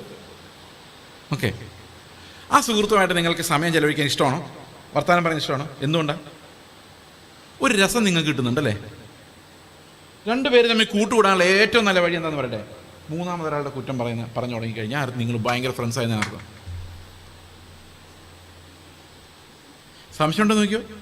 നിങ്ങൾ ആത്മാർത്ഥ സുഹൃത്തുക്കളാണെങ്കിൽ മൂന്നാമതൊരാളുടെ കുറ്റം പറയാനുള്ള സ്വാതന്ത്ര്യമാണ് അതിനകത്ത് ഏറ്റവും വലിയ ഫാക്ടർ. ചില ആൾക്കാർ പിന്നെ എല്ലാവരോടും കുറ്റം പറയും, അത് വേറെ. ആരോടും ഒന്നും പറഞ്ഞില്ലെങ്കിലും, അപ്പോൾ രണ്ട് പിള്ളേർ തമ്മിൽ കമ്പനി ആയത് ഒരു ടീച്ചറുടെ കുറ്റം പറഞ്ഞായിരിക്കും, അല്ല അടുത്തിരുന്ന ഒരു കൊച്ചിൻ്റെ കുറ്റം പറഞ്ഞായിരിക്കും. സംശയമുണ്ട് നിങ്ങൾ? എനിക്കത് എങ്ങനെ തെളിയിക്കണം എന്നറിയില്ല, എക്സാമ്പിൾസ് ഒന്നും മുമ്പിലില്ല. അപ്പം അതിനകത്തൊരു രസം ഡിറൈവ് ചെയ്യുന്നുണ്ട്. എനിക്ക് കിട്ടുന്ന അതേ രസം ആ ആൾക്കും കിട്ടുന്നുണ്ടെങ്കിൽ നമ്മൾ ഒരേ സ്വഭാവക്കാരാണ് അതിൽ നിന്ന് മനസ്സിലാക്കാം. ഓക്കെ, അപ്പം നിങ്ങളൊരു ഏത് ഹോട്ടലിൽ നിന്ന് ഫുഡ് കഴിക്കുന്നത് എങ്ങനെ തീരുമാനിക്കുന്നത്? രസം. ആരെ കല്യാണം കഴിക്കുന്നത് എങ്ങനെ തീരുമാനിക്കുന്നത്? രസം. ഏത് കോഴ്സിന് പോകണമെന്ന് എങ്ങനെ തീരുമാനിക്കുന്നത്? രസം. അപ്പം നമ്മൾ ശരിക്കും സ്വതന്ത്രരാകുന്നത് വെറും സ്വാതന്ത്ര്യമല്ല, മനുഷ്യൻ്റെ രസിക്കാനുള്ള ത്വരയാണ് നമ്മളെ കീഴടക്കുന്നത്. ശരിക്കും നമ്മൾ അടിമകളാവുക ചെയ്യുന്നത്. എന്തിൻ്റെ അടിമകളാവുക ചെയ്യുന്നത്? നമുക്ക് ഈ ലോകത്തിൽ അനുഭവിക്കാൻ പറ്റുമെന്ന് നമ്മൾ വിചാരിക്കുന്ന സെൻസറി പ്ലഷേഴ്സ് എന്ന് പറയുന്നത് നമ്മുടെ ഇന്ദ്രിയങ്ങൾ കൊണ്ടുണ്ടാകുന്ന രസം, കാണാനുള്ള രസം, കേൾക്കാനുള്ള രസം, മണക്കാനുള്ള രസം, ഇങ്ങനെയുള്ള രസങ്ങൾക്ക് അടിമകളായി പോകുന്നതിനെയാണ് ശരിക്കും ലോകം സ്വാതന്ത്ര്യം എന്ന് പറയുന്നത്. സമ്മതിച്ചോ? ഇന്നത്തെ പിള്ളേരോട് ചോദിച്ചു നോക്കിയേ, അവർക്ക് ചർച്ചിൽ വന്നിരിക്കുന്നതാണോ, വീട്ടിൽ കട്ടിലയിൽ മലർന്നു കിടന്നുകൊണ്ട് മൊബൈൽ ഫോണിൽ വീഡിയോ കാണുന്നതാണോ കുറച്ചുകൂടെ രസം? അപ്പൊ നിങ്ങൾ മര്യാദയ്ക്ക് ഇത് അടച്ചു വെച്ചിട്ട് ചർച്ചിൽ പോടാ എന്ന് പറയുമ്പോൾ അവൻ ചർച്ചിനെ കാണുന്നതെന്നറിയോ? അവന്റെ രസത്തെ തോപ്പിക്കുന്ന ശത്രുവായിട്ടാണ്. അപ്പനെ അമ്മയുടെ പറയും, ഞാൻ ഇതിങ്ങനെ കണ്ടിട്ട് എഴുന്നേക്കുള്ളൂ എന്ന് പറഞ്ഞു. മര്യാദക്ക് എഴുന്നേറ്റാണ് പറയുമ്പോൾ ആ അമ്മ ശത്രുവായി. കാരണം രാജാവ് ആരാ? രസം. ഈ രസത്തെ ആക്രമിക്കുന്ന എല്ലാവരും അവന്റെ ശത്രുവാ. ശരിയാണോ ഞാൻ പറഞ്ഞത്? അപ്പോൾ നമ്മൾ മതം വെച്ച് നിയന്ത്രിച്ചാൽ എന്ത് സംഭവിക്കും? ഈ സമൂഹം മുഴുവൻ ഈ സ്വാതന്ത്ര്യം ആഘോഷിക്കുമ്പോൾ, എൻ്റെ സൗണ്ട് കൂടി വരുന്ന, വെളിയിലെ മഴ കൂടി വരുന്നതനുസരിച്ചാണ് തോന്നുന്നല്ലേ? ഓക്കെ, ഈ സമൂഹം മുഴുവൻ ഈ സ്വാതന്ത്ര്യത്തിലേക്ക് ഇവരെ നിർബന്ധിച്ചുകൊണ്ടിരിക്കും. ഇവരുടെ കൂട്ടുകാര്, വീട്ടിലുള്ളവര് എല്ലാം എന്ത് ചെയ്തുകൊണ്ടിരിക്കും? ഈ സ്വാതന്ത്ര്യത്തിലേക്ക് അവർ നിർബന്ധിച്ചുകൊണ്ടിരിക്കുമ്പം നമ്മൾ ഈ മതം പറഞ്ഞുകൊണ്ടിരിക്കുമ്പോൾ അവർ എന്ത് ചെയ്യുന്നറിയോ? അവരെ കൂട്ടുകാരെ പോലെ ആകാൻ വേണ്ടി പതുക്കെ സ്വാതന്ത്ര്യം പ്രഖ്യാപിക്കും. നമ്മളറിയരുത്, വെളിയിലോട്ട് ഇറങ്ങി കഴിയുമ്പോഴേക്കും അവരവരുടെ സ്വാതന്ത്ര്യത്തിന് പോകും. കാരണം ഈ ലോകം മുഴുവൻ അങ്ങനെ പോയിക്കൊണ്ടിരിക്കുമ്പോൾ ഒരു മനുഷ്യൻ അതിനെതിരെ യുദ്ധം ചെയ്യാൻ പ്രയാസമാണ്. ഇന്ന് മാതാപിതാക്കൾ മടുത്തു പോവുക. കഴിഞ്ഞ ദിവസം ഞങ്ങളുടെ ചർച്ചിലൊരു സഹോദരിയുടെ റെക്കോർഡിങ് അല്ലേ, വേണ്ട, ഓക്കെ പോട്ടെ. ഇപ്പൊ പിള്ളേര് പറയാൻ തുടങ്ങി, നിങ്ങളുടെ മതം കാരണം എനിക്ക് സാമാന്യ മനുഷ്യനായിട്ട് ജീവിക്കാൻ പറ്റുന്നില്ല. എൻ്റെ സഹോദരങ്ങൾ സിനിമാ കഥ പറയുമ്പോൾ എനിക്ക് കൂടെ കൂടാൻ പറ്റുന്നില്ല. ആകെ അപ്പൊ കാലഗതി എന്ന് പറയുന്ന അതിവേഗം ഈ മതത്തെ സ്വിച്ച് ഓഫ് ചെയ്തുകൊണ്ടിരിക്കുക. അടുത്ത തലമുറ വരുമ്പോഴേക്കും ഈ അമേരിക്കയിലും യൂറോപ്പിലൊക്കെ പിള്ളേർ സ്വാതന്ത്ര്യം പ്രഖ്യാപിച്ചാൽ നമ്മുടെ പിള്ളേർ സ്വാതന്ത്ര്യം പ്രഖ്യാപിക്കും. ഇതിനെതിരെ നിൽക്കാൻ നമുക്ക് ശക്തി ഉണ്ടാവില്ല. കാരണം ഗവൺമെന്റ് ഉൾപ്പെടെ എല്ലാം ശിക്ഷിക്കുന്നതിനെതിരാണ്. പിള്ളേരുടെ മേലെ കൈവച്ച് കഴിഞ്ഞാൽ അകത്തു പോകും. ഉള്ള സത്യം പറഞ്ഞാൽ സഭയ്ക്കും മാതാപിതാക്കൾക്കും ഈ പിള്ളേരുടെ മേലുള്ള ഗ്രിപ്പ് അയഞ്ഞുകൊണ്ടിരിക്കുക. ഇതിൻ്റെ ഏറ്റവും മ്ലേച്ഛമായ അവസ്ഥ എന്ന് പറയുന്നത്, പണ്ടൊക്കെ അമേരിക്കയിൽ പോകുന്ന ആൾക്കാരെ കുറിച്ചൊരു ജോക്കുണ്ടായിരുന്നു. പേരൻസിനെ പേടിപ്പിക്കാൻ വേണ്ടി മറ്റാൾക്കാർ കണ്ട അവൻ പോയിട്ടൊരു മദാമയും കെട്ടിക്കൊണ്ട് ഒരു ഓർമ്മയുണ്ടോ അത്? അപ്പോൾ പ്രാർത്ഥന, കർത്താവേ അവൻ ഇവിടെ വന്ന് മലയാളം പറയുന്ന ഒരാളെ കല്യാണം കഴിക്കണേ, ഞങ്ങൾ എന്ത് ചെയ്യും? ആഷ് ബുഷ് ബുഷ് എന്നൊക്കെ പറഞ്ഞു കഴിഞ്ഞാൽ ഒന്നും ചെയ്യാൻ പറ്റില്ലല്ലോ. കർത്താവേ ഒരു മലയാളിയെ കെട്ടണേന്ന് പറഞ്ഞ് നമ്മുടെ അപ്പനന്മാരിന്ന് പ്രാർത്ഥിക്കും. ഏതായാലും അവൻ ഗതികേട് കൊണ്ടോ അല്ലാതെയോ തിരിച്ചു വന്ന് ഇവിടെ നിന്ന് തന്നെ കല്യാണം കഴിക്കും. മദാമയ്ക്കും കൂടെ തോന്നണമല്ലോ. പക്ഷെ ഇപ്പോഴത്തെ പ്രാർത്ഥന അങ്ങനെയല്ല. ഇപ്പോഴത്തെ പ്രാർത്ഥന എന്ന് പറഞ്ഞാൽ കർത്താവ് അവനൊരു പെണ്ണിനെയെങ്കിലും കെട്ടിക്കൊണ്ട് വരണമെന്നാണ്. എന്ന് പറഞ്ഞു കഴിഞ്ഞാൽ അങ്ങനെയൊക്കെ നടക്കണമെന്ന് നിർബന്ധമൊന്നുമില്ല. വൈകിട്ടാകുമ്പോൾ ഒരുത്തനെ വിളിച്ചുകൊണ്ട് വന്നിട്ട് ഇതെൻ്റെ പാർട്ട്ണറാന്ന് പറഞ്ഞു കഴിഞ്ഞാൽ അപ്പനും അമ്മയും നാട് വിട്ട് പോകേണ്ടി വരും. എന്ത് ചെയ്യും? നെക്സ്റ്റ് ജനറേഷൻ അതിനുള്ള ഫ്രീഡമാണ്. ഇത് നമുക്ക് ഒന്നാമത് സ്ത്രീ പുരുഷന്മാർക്ക് പരസ്പരം ഇടപെടാനുള്ള അധികാരം സമൂഹം അംഗീകരിക്കുന്നില്ല. ആണും ഇടപെടുന്നതിന് ആരും ചോദിക്കുമല്ലോ. അപ്പോൾ ഇവരത് ആ സെക്ഷുവാലിറ്റി ആ സൈഡിൽ എക്സ്പ്ലോർ ചെയ്തുകൊണ്ട് പോകും. പേടിക്കുന്നുണ്ടോ? പേടി തോന്നുന്നുണ്ടോ? അതിനൊക്കെ മുമ്പ് കർത്താവ് വരും. അതുകൊണ്ട് നിങ്ങൾ വിഷമിക്കേണ്ട. പക്ഷേ ഇൻ കേസ് ലേറ്റ് ആയാൽ നമുക്ക് യുദ്ധം നിസ്സാര യുദ്ധമല്ല. അതാണ് ഞാൻ ഈ പറഞ്ഞു വരുന്നത്. ഈ യുദ്ധം എന്ന് പറയുന്നത് നമ്മൾ ഈ സ്ഥലത്തിൻ്റെ പേര് പറഞ്ഞല്ലോ, അക്കിക്കാവിന് മുകളിലുള്ള ദുരാത്മാവിന് ശാസ്ത്രത്തിൽ പോകുന്ന സാധനമല്ല ഇത്. ഇത് ഈ കാലഗതിയെ മുഴുവൻ നിയന്ത്രിക്കുന്ന ആകാശത്തിലെ അധികാരത്തിനെതിരെയാണ് നമ്മുടെ യുദ്ധം. അന്നേരമാണ് അപ്പുറത്തെ വീട്ടിൽ കോഴിമുട്ടൽ കൂടോത്രം ചെയ്തതിനെതിരെ ഉപവാസം ഇരുന്ന് നമ്മൾ സമയം വേസ്റ്റായി കളയുന്നത്. ആലോചിച്ച് ഇത്രയും വലിയൊരു വ്യവസ്ഥ, ഒരു ബാബിലോൺ വ്യവസ്ഥക്കെതിരെയാണ് നമ്മളെ ശുശ്രൂഷകരായിട്ട് കർത്താവ് വിട്ടിരിക്കുന്നത്. അതിനെ മതം വെച്ച് ജയിക്കാൻ പറ്റില്ല. കാരണം മതവും റെസ്ട്രിക്ഷൻസും വെച്ച് ജയിക്കാൻ പറ്റാത്തത്ര ഘോരമായ ഒരു വിപത്തിലേക്കാണ് ജനങ്ങൾ മുഴുവൻ പോകുന്നത്. ഇത് അമേരിക്കയിലെ കഥയല്ല. കാനഡയിലൊരു ചർച്ചിൽ, ഞങ്ങളുടെ ചർച്ചിലൊരു സഹോദരൻ ആ കാനഡ ചർച്ചിലൂടെ പോയിക്കൊണ്ടിരുന്നതാണ്. ഇപ്പോൾ ഇവിടെ ഉണ്ട്. അവിടെ ഒരു സ്ത്രീയെ സഭയിൽ ശുശ്രൂഷ ചെയ്ത് പുറത്താക്കി. കാരണം ഈ സ്ത്രീക്ക് വേറൊരു സ്ത്രീയുമായിട്ട് ഒരു അവിഹിതം, സ്ത്രീയുമായിട്ട് പുറത്താക്കി കഴിഞ്ഞപ്പം വേറെ ഒരു സഭയിലെ ആൾക്കാർ ലെറ്റർ അയച്ചേക്കുക, സഹോദരി ഒന്നുകൊണ്ടും പേടിക്കേണ്ട, ക്രിസ്തു നിങ്ങളെ സ്നേഹിക്കുന്നു, യേശുവിൻ്റെ സ്നേഹം എന്താണെന്ന് ഞങ്ങൾ കാണിച്ചു തരാം, ഞങ്ങളുടെ അടുത്തോട്ട് പോരാ. ആലോചിച്ചെങ്കിൽ ഇനി അതൊന്നും വേണ്ട. ഈ സ്ഥലം പറഞ്ഞു റെക്കോർഡ് ചെയ്യുമ്പോൾ അതെല്ലാം പ്രശ്നമുണ്ട്. അതല്ല ബാബിലോണിനെതിരെ നിങ്ങൾ എങ്ങനെ യുദ്ധം ചെയ്യാൻ പോകുന്നു വിചാരിച്ചിരിക്കുന്നത്? രാവിലെ എഴുന്നേറ്റിരുന്ന് ബൈബിൾ വായിക്കടാ എന്ന് പറഞ്ഞു കഴിഞ്ഞാൽ അവന് തോന്നുന്നതെന്നറിയോ? ഒന്ന് ഉറങ്ങാവുന്ന സമയത്ത് ബൈബിളായിട്ട്. കാരണം രസം ദൈവമായി മാറി കഴിയുമ്പോൾ സിംഹാസനത്തിൽ നമ്മൾ രാജാവും ദൈവമായിട്ട് കയറിയിരിക്കുക. ഇതാണ് സാത്താൻ അന്ന് തൊട്ട് വിഭാവനം ചെയ്തിരുന്ന plan. To make man the lord, the king. കാണാൻ ഭംഗിയുള്ളതും തിന്നാൻ രുചിയുള്ളതും, that means things that entertain you. ഇതിനെ രാജസ്ഥാനം കൊടുക്കുന്ന ഒരു സമൂഹത്തിന് നടുവിലേക്ക് നമ്മൾ ഇറങ്ങി ചെല്ലുകയാണ്.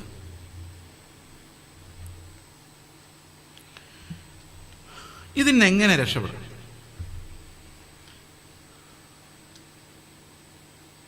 എങ്ങനെയാണ് നമ്മൾ ശുശ്രൂഷിക്കേണ്ടത്? വഴക്ക് പറഞ്ഞാൽ രക്ഷപ്പെടാൻ പറ്റുമോ? നിങ്ങൾക്കറിയാമോ, ഈ മുസ്ലിങ്ങൾ ഇത്രയും ശക്തമായിട്ട് പിടിച്ചിട്ട് വേറൊരു സൈഡിൽ കൂടെ ഭയങ്കരമായിട്ട് ചോർന്ന് പോയിക്കൊണ്ടിരിക്കുക ആൾക്കാർ, വൻ തോതിൽ. കേരളത്തിലൊന്നും ആയിരിക്കുമല്ലോ, പക്ഷേ ഈ പല വിദേശ രാജ്യങ്ങളിലും വിശ്വാസമേ ഇല്ല. കാരണം റിലീജിയൻ്റെ കാലം കഴിഞ്ഞു.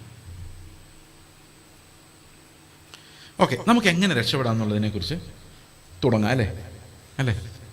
പെട്ടെന്ന് കർത്താവ് വന്നാൽ നമ്മൾ അതിന് മുമ്പ് ഉത്തരം കിട്ടിയിട്ടും പോകാമല്ലോ. ഓക്കെ, അതിനു മുമ്പ് ഈ വേദപുസ്തകം നമ്മെ പഠിപ്പിക്കുന്ന ഒരു കൃത്യമായ മറുപടി. ഇന്നത്തെ ഈ രസമെന്ന സ്വാതന്ത്ര്യത്തിന് പകരം ദൈവം നമ്മുടെ മുമ്പിൽ വെക്കുന്ന ഒരു തത്വചിന്തയുണ്ട്, ഒരു ചിന്തയുണ്ട്, ഒരു ചിന്താധാരയുണ്ട്. ഇത് നമുക്ക് പെട്ടെന്ന് മനസ്സിലാവില്ല. പിന്നെ എന്ത് ചെയ്യണമെന്ന് വെച്ച് കഴിഞ്ഞാൽ, വേദപുസ്തകം, പുതിയ നിയമം പ്രത്യേകിച്ച്, വ്യവസ്ഥാപിതമായി വായിക്കണം. ഓക്കെ, ഇതിപ്പോൾ 1 മണിക്കൂർ കൊണ്ട് ഇനി 50 മിനിറ്റ്.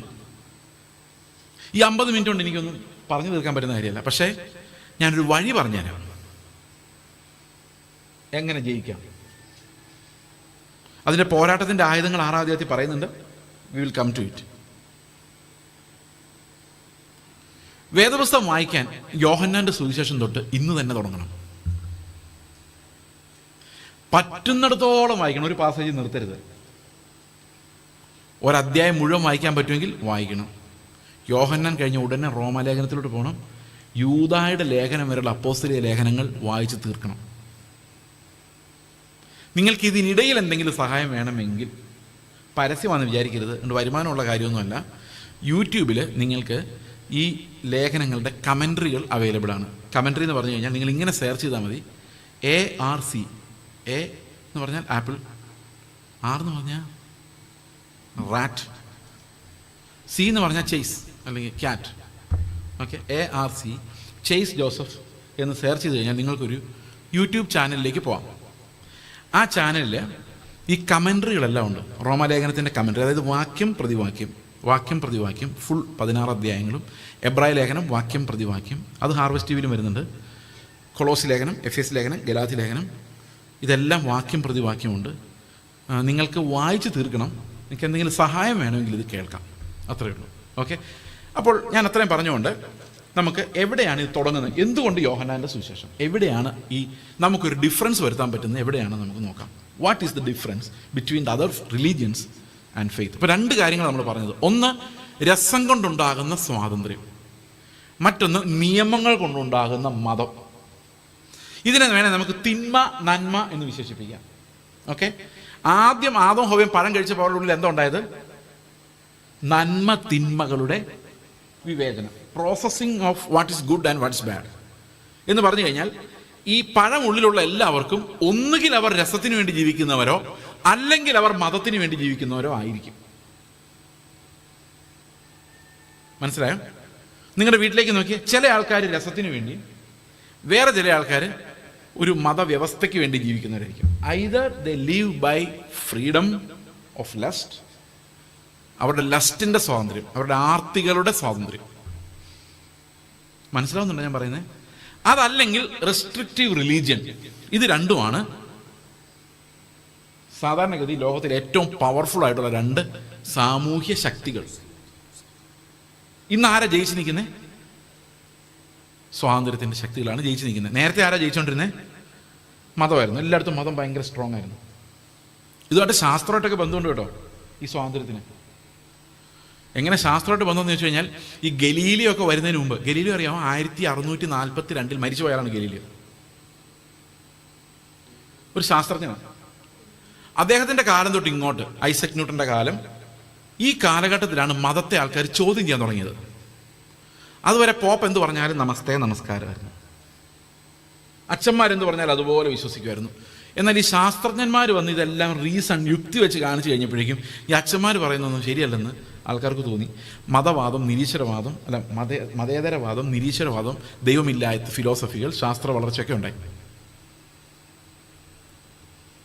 ഓക്കെ, അപ്പോൾ ബൈബിളും അങ്ങനെ തന്നെ. ബൈബിൾ നമ്മൾ ബുദ്ധിയോടെ വായിക്കാൻ തുടങ്ങി. Martin Luther, John Calvin, Ulrich Zwingli, ഇങ്ങനെ കുറേ ആൾക്കാർ വന്നിട്ട് ഈ ബൈബിൾ അക്ഷരാർത്ഥത്തിൽ വ്യാഖ്യാനിക്കണം. അച്ഛന്മാർ പറയുന്നത് ശരിയാണോ നിങ്ങൾ പരിശോധിക്കണം, നമ്മൾ യുക്തി വെച്ച് വ്യാഖ്യാനിക്കണം എന്ന് പറഞ്ഞ് അങ്ങനെ ബൈബിളിൻ്റെ യഥാർത്ഥ അർത്ഥത്തിലേക്ക് എത്തിപ്പിക്കുന്നത് എല്ലാം ഈ ശാസ്ത്രജ്ഞന്മാരുടെ കാലത്തിന് ശേഷം. ഇപ്പോൾ ലോകം മുഴുവൻ നമ്മൾ സത്യാന്വേഷികളായി മാറി. ബൈബിളിൽ കയ്യിലുള്ളവർ ബൈബിളിനുള്ളിലെ സത്യത്തെ അന്വേഷിച്ചു, ബൈബിളിൽ വിശ്വസിക്കാത്തവർ പ്രപഞ്ചത്തിൻ്റെ സത്യത്തെ അന്വേഷിച്ചു. എല്ലാവരും സത്യത്തെ അന്വേഷിച്ച് കിട്ടിയപ്പോൾ കെട്ടിപ്പിടിച്ചു, സ്വീകരിച്ചു. ഇങ്ങനെയാണ് നവീകരണമൊക്കെ ഉണ്ടായത്. മനസ്സിലായി ഞാൻ പറഞ്ഞത്? അപ്പോൾ ഇതിനെക്കുറിച്ച് ഒരു പ്രൊഫസർ ഞങ്ങളെ പഠിപ്പിച്ച പ്രൊഫസർ ഇങ്ങനെ പറഞ്ഞു, ബൈബിൾ കോളേജിലല്ല, കോളേജിൽ. ദൈവം പറഞ്ഞു വെളിച്ചം ഉണ്ടാകട്ടെ. പുള്ളി നിരീശ്വരവാദിയാണ്, ഹിന്ദുവാണ്. ദൈവം പറഞ്ഞു വെളിച്ചം ഉണ്ടാകട്ടെ, ഐസക് ന്യൂട്ടൻ ഉണ്ടായി. പുള്ളി പറഞ്ഞു യുക്തി കൊണ്ട് കണ്ടുപിടിക്കാം, തത്വങ്ങൾ കൊണ്ട് കണ്ടുപിടിക്കാം, ഭൂമി എന്തിന് സൂര്യന് ചുറ്റും കറങ്ങുന്നത് ഇതെല്ലാം നമുക്ക് നമ്മുടെ കണ്ണുകൊണ്ട് മനസ്സിലാക്കാം എന്ന് പറഞ്ഞു. ആൾക്കാർക്ക് വളരെ സന്തോഷമായി, ആ ലൈറ്റിൽ ജീവിച്ചു. ശാസ്ത്രമുണ്ടായി, നിരീശ്വരവാദം ഉണ്ടായി, പരിണാമവാദം ഉണ്ടായി, കുരങ്ങൻ്റെ വാല് മുറിയുന്ന പരിപാടികളൊക്കെ ഉണ്ടായി. ഇതെല്ലാം ഈ ധൈര്യത്തിൽ നിന്നുണ്ടായതാണ്. പിന്നെ കുറെ കഴിഞ്ഞപ്പം ദൈവം പറഞ്ഞു അന്ധകാരം വ്യാപിക്കട്ടെ. ഉടനെ ആൽബർട്ട് ഐൻസ്റ്റീൻ ഉണ്ടായി. ഇയാൾ പ്രസംഗിച്ചതാണ്.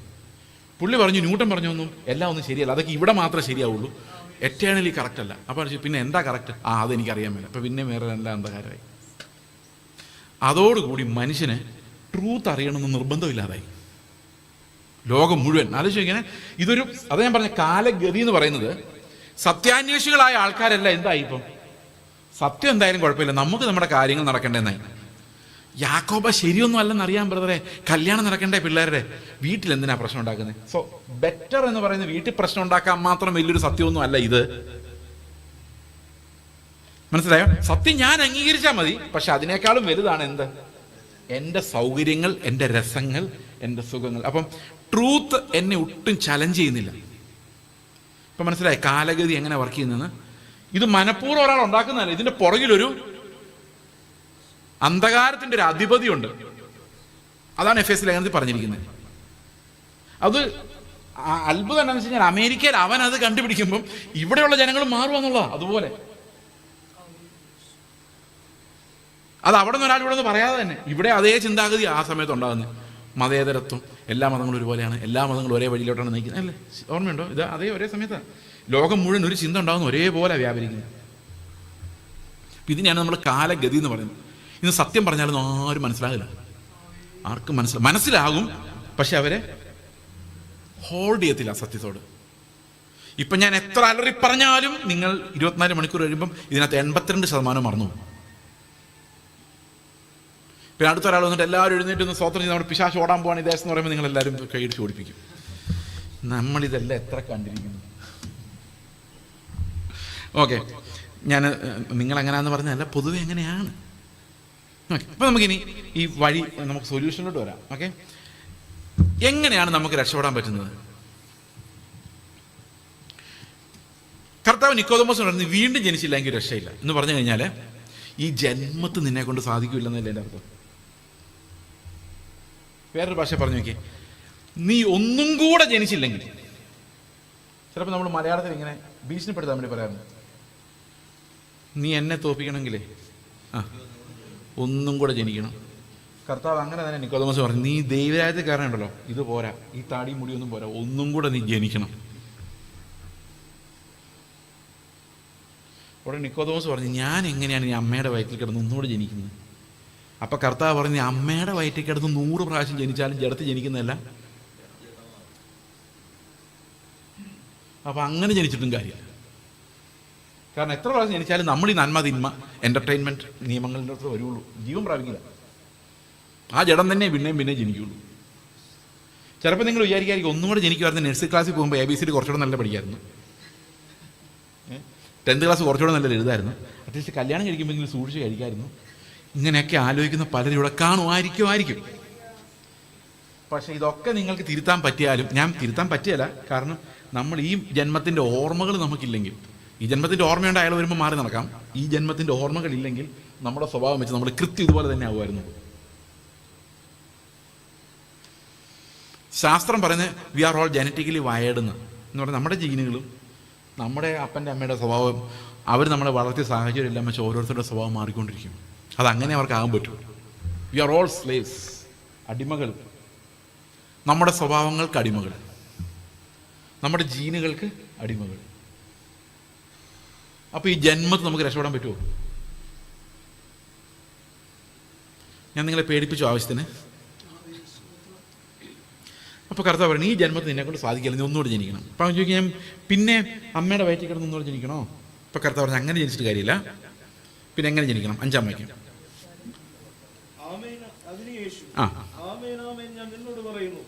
വെള്ളത്താലും ആത്മാവിനാലും ജനിച്ചില്ല എങ്കിൽ ദൈവരാജ്യത്തിൽ കിടപ്പാൻ ആർക്കും കഴിയില്ല.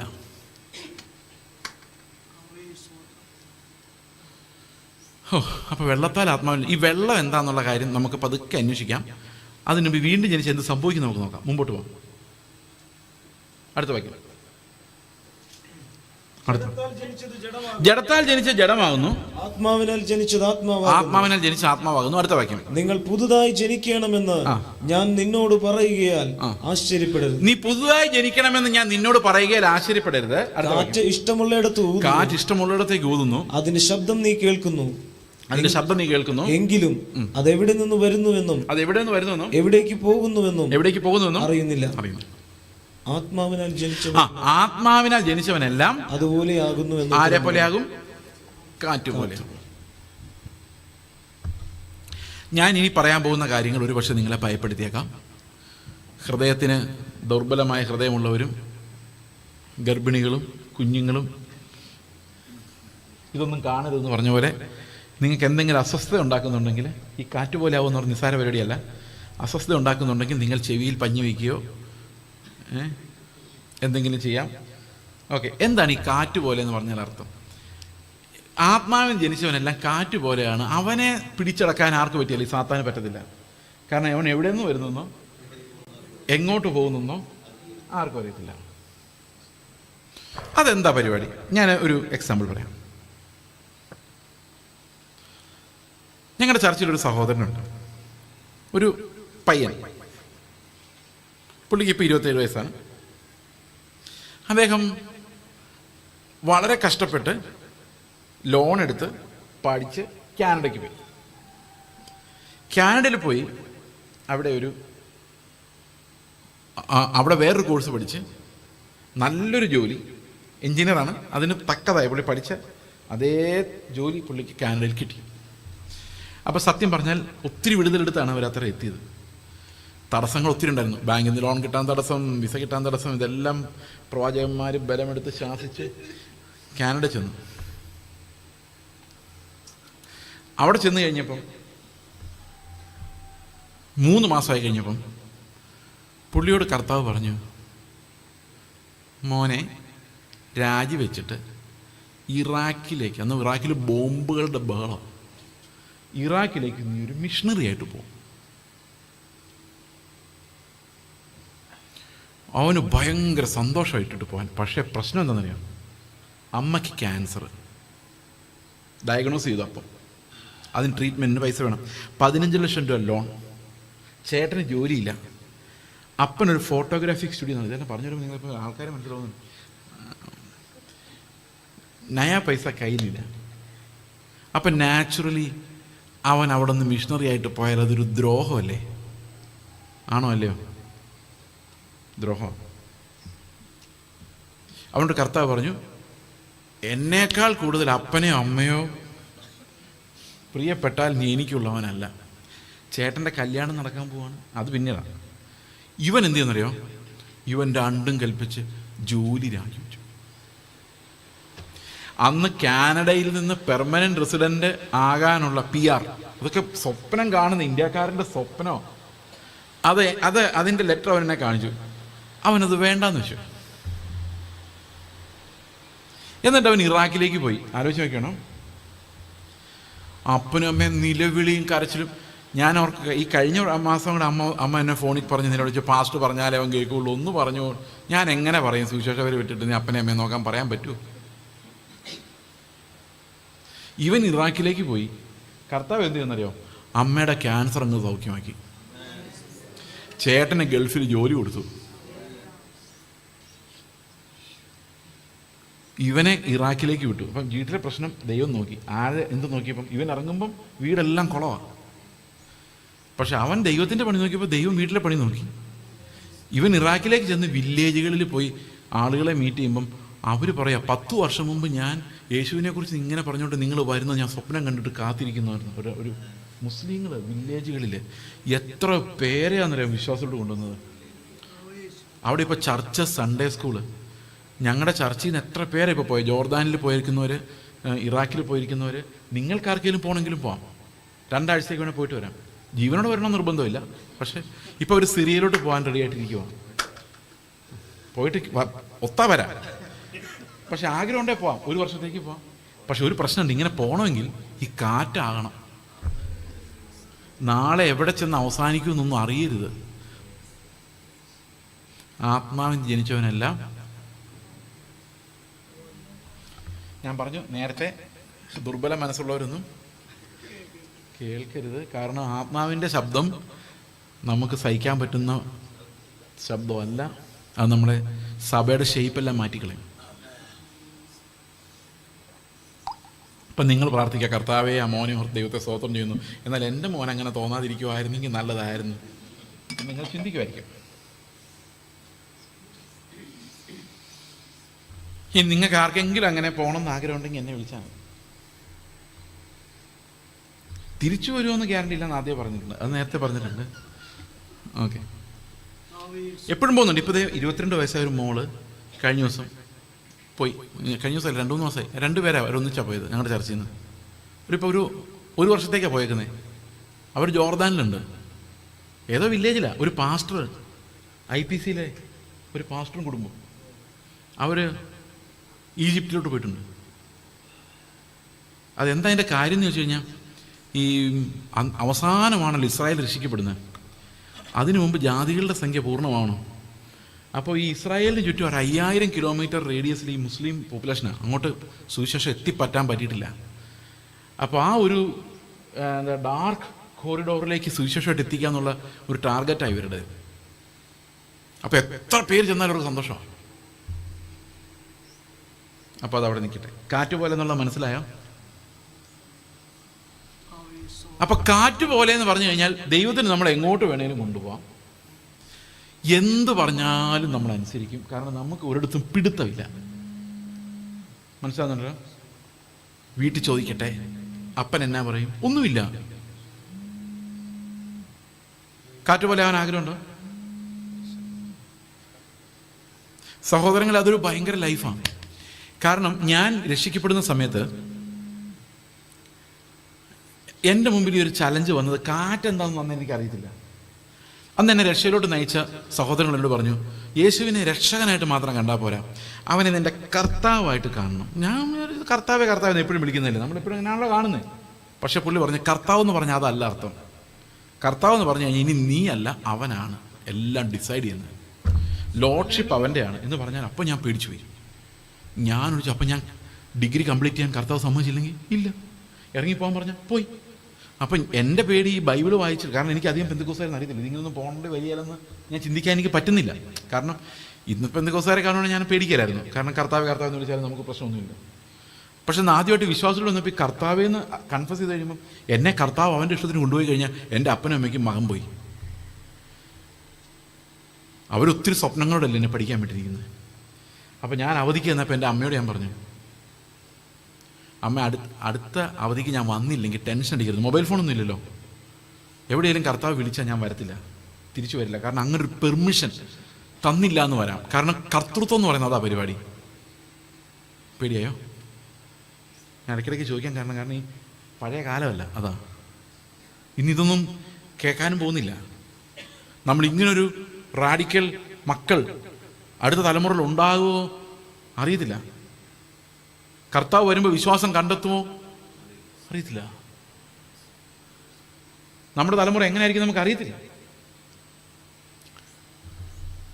ഇന്നലെ ഒരു സഹോദരൻ എൻ്റെ വീട്ടിൽ വന്നായിരുന്നു. അദ്ദേഹത്തെ ഈ ബ്രദറാണ് പരിചയപ്പെടുത്തിയത്.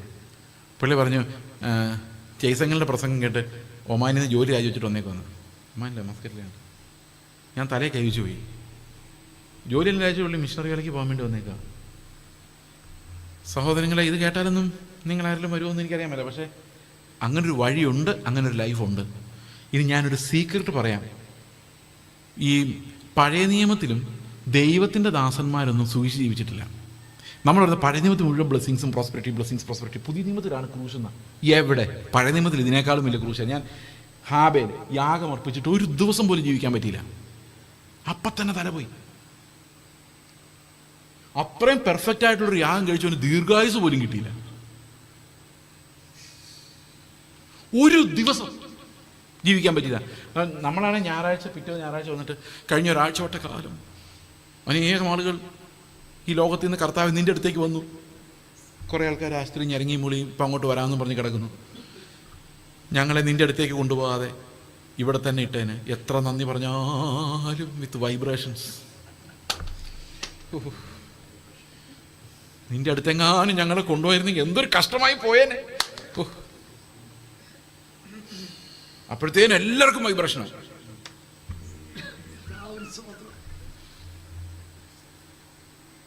എന്ത് ചെയ്യും? കർത്താവിനെ നമുക്ക് വേണ്ട, നമുക്ക് കുറേ സാധനങ്ങൾ മതി. അവൻ എന്തേലും തന്നാ വാങ്ങിക്കാം, വെല്ലം കൊണ്ട് തരട്ടേന്നേ. എന്തോ ഇത് മനുഷ്യന്റെ ദുഷ്ടഹൃദയം, കഠിന ഹൃദയം. നമ്മുടെ ഹൃദയം ഈ വചനത്തിൻ്റെ മുമ്പിൽ ആർദ്രമായില്ലെങ്കിൽ നമുക്ക് ജനറേഷൻസിനോളം നമ്മൾ കർത്താവിനെ ചൂഷണം ചെയ്യുന്നവർ. ഈ കർത്താവിനെ ചൂഷണം ചെയ്യുക എന്നുള്ളതാണ് മതത്തിൻ്റെ ബേസിക് ഫങ്ഷൻ. അതിന് ചെറിയ ഒരു പെർസെൻറ്റേജ് കർത്താവിന് കൊടുത്തിട്ടാണ്. എന്തെങ്കിലും ആട്ടെ, നമുക്ക് ബാക്കി പറയാം. ഈ വെള്ളം ആത്മാവ് എന്താ, എങ്ങനെ വീണ്ടും ജനിക്കുക നമുക്ക് മനസ്സിലാവണമല്ലോ. ഓക്കെ, അപ്പോൾ കാറ്റ് പോലെയാകും. പക്ഷെ ഇവിടുത്തെ പ്രശ്നം എന്ന് വെച്ച് കഴിഞ്ഞാൽ നമ്മുടെ എല്ലാവരുടെയും ആഗ്രഹം, നമ്മൾ പ്രാർത്ഥിക്കുന്നത് എന്തിനാണെന്നറിയോ? സോളിഡ് പോലാകാൻ വേണ്ടിയാണ്. കാറ്റ് പോലാകാൻ വേണ്ടിയല്ല, കല്ല് പോലാകാൻ വേണ്ടിയാണ്. കാരണം എന്നറിയോ, നമുക്ക് എവിടെയെങ്കിലും സെറ്റിലാകാൻ വേണ്ടി നമ്മുടെ പ്രാർത്ഥന. സെറ്റിലാവുന്ന കാറ്റാണോ കല്ലാണോ?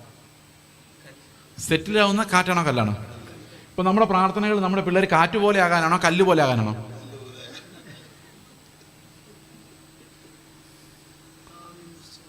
എൻ്റെ പിള്ളേരെ കല്ല് പോലെയാക്കി ഒരിടത്ത് തന്നെ സെറ്റിൽ ചെയ്യിപ്പിക്കുന്നതിനായിട്ട് സ്തോത്രം.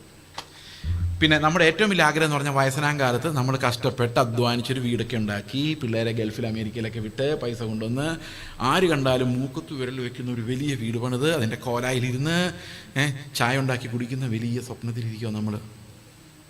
സെറ്റിൽമെൻറ്റ്, അതിനാണ് കല്ല് പോലാവുക എന്ന് പറയുന്നത്.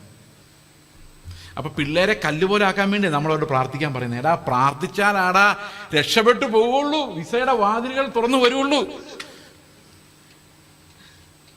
ഇപ്പം പിള്ളേർക്ക് കല്ലുപോലെ ആകാൻ വയ്യ, അവർ വെള്ളം പോലെയാവും. വെള്ളത്തിൻ്റെ പ്രത്യേകത എന്താണെന്നറിയോ?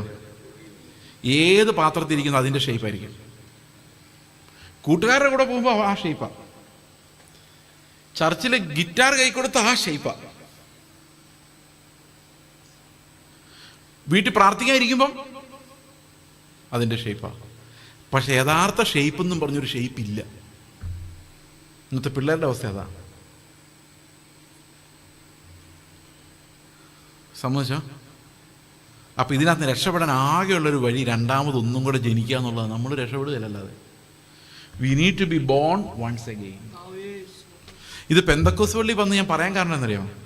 നമ്മളെല്ലാം വീണ്ടും ജനിച്ചവരാ നമ്മൾ ചിന്തിച്ചുകൊണ്ടിരിക്കുമ്പോഴും കാറ്റ് പോലെ ആയിട്ടില്ല. അതിനർത്ഥം എന്താ? ഇപ്പോഴും വീണ്ടും ജനിച്ചു എന്ന് പറഞ്ഞാലും നമ്മൾ ജീവിക്കുന്നത് ഈ പുതിയ ജീവനല്ല, പഴയ ജീവൻ തന്നെയാണ്. ഈ പഴയ ജീവനിലെ വിശ്വാസം എന്ന് പറയുന്നൊരു ചൂഷണമാണ്, അത്യാഗ്രഹത്തിൻ്റെ ഗ്ലോറിഫിക്കേഷനാണ്, മോഹിക്കുന്നതിൻ്റെ ഉറപ്പും. ബാക്കി പറ. വിശ്വാസം എന്നതോ? അത് ബൈബിളില്ല, അത് ബൈബിളില്ല. പെന്തക്കോസുകാരെ സംബന്ധിച്ച്, പെന്തക്കോസുകാരല്ല കേട്ടോ, നിങ്ങൾ പെന്തക്കോസുകാരെ കുറ്റം പറയുന്നവരെ എനിക്കിഷ്ടമില്ല. പറയുവാണെങ്കിൽ എല്ലാവരും പറയണം. ലോകത്തിൽ ഒരു സഭയിൽ ഇപ്പോൾ ശരിയായ വിശ്വാസമില്ല. ഞാൻ ആദ്യം വിചാരിച്ചോണ്ടിരുന്ന ബ്രദറുകാർക്ക് കുറേ ബോധമുണ്ടെന്ന്. ബ്രദറുകാരെങ്കിലും ഈ പ്രോസ്പെരിറ്റി തിയോളജി ഇല്ലെന്ന് ഞാൻ വിചാരിച്ചിട്ടുണ്ടായിരുന്നു. അപ്പോൾ ഒരു ബ്രദറുകാരനോട് പറയാം, എൻ്റെ ബ്രദറെ ഇതിനകത്ത് ഇത് തന്നെയാണ്.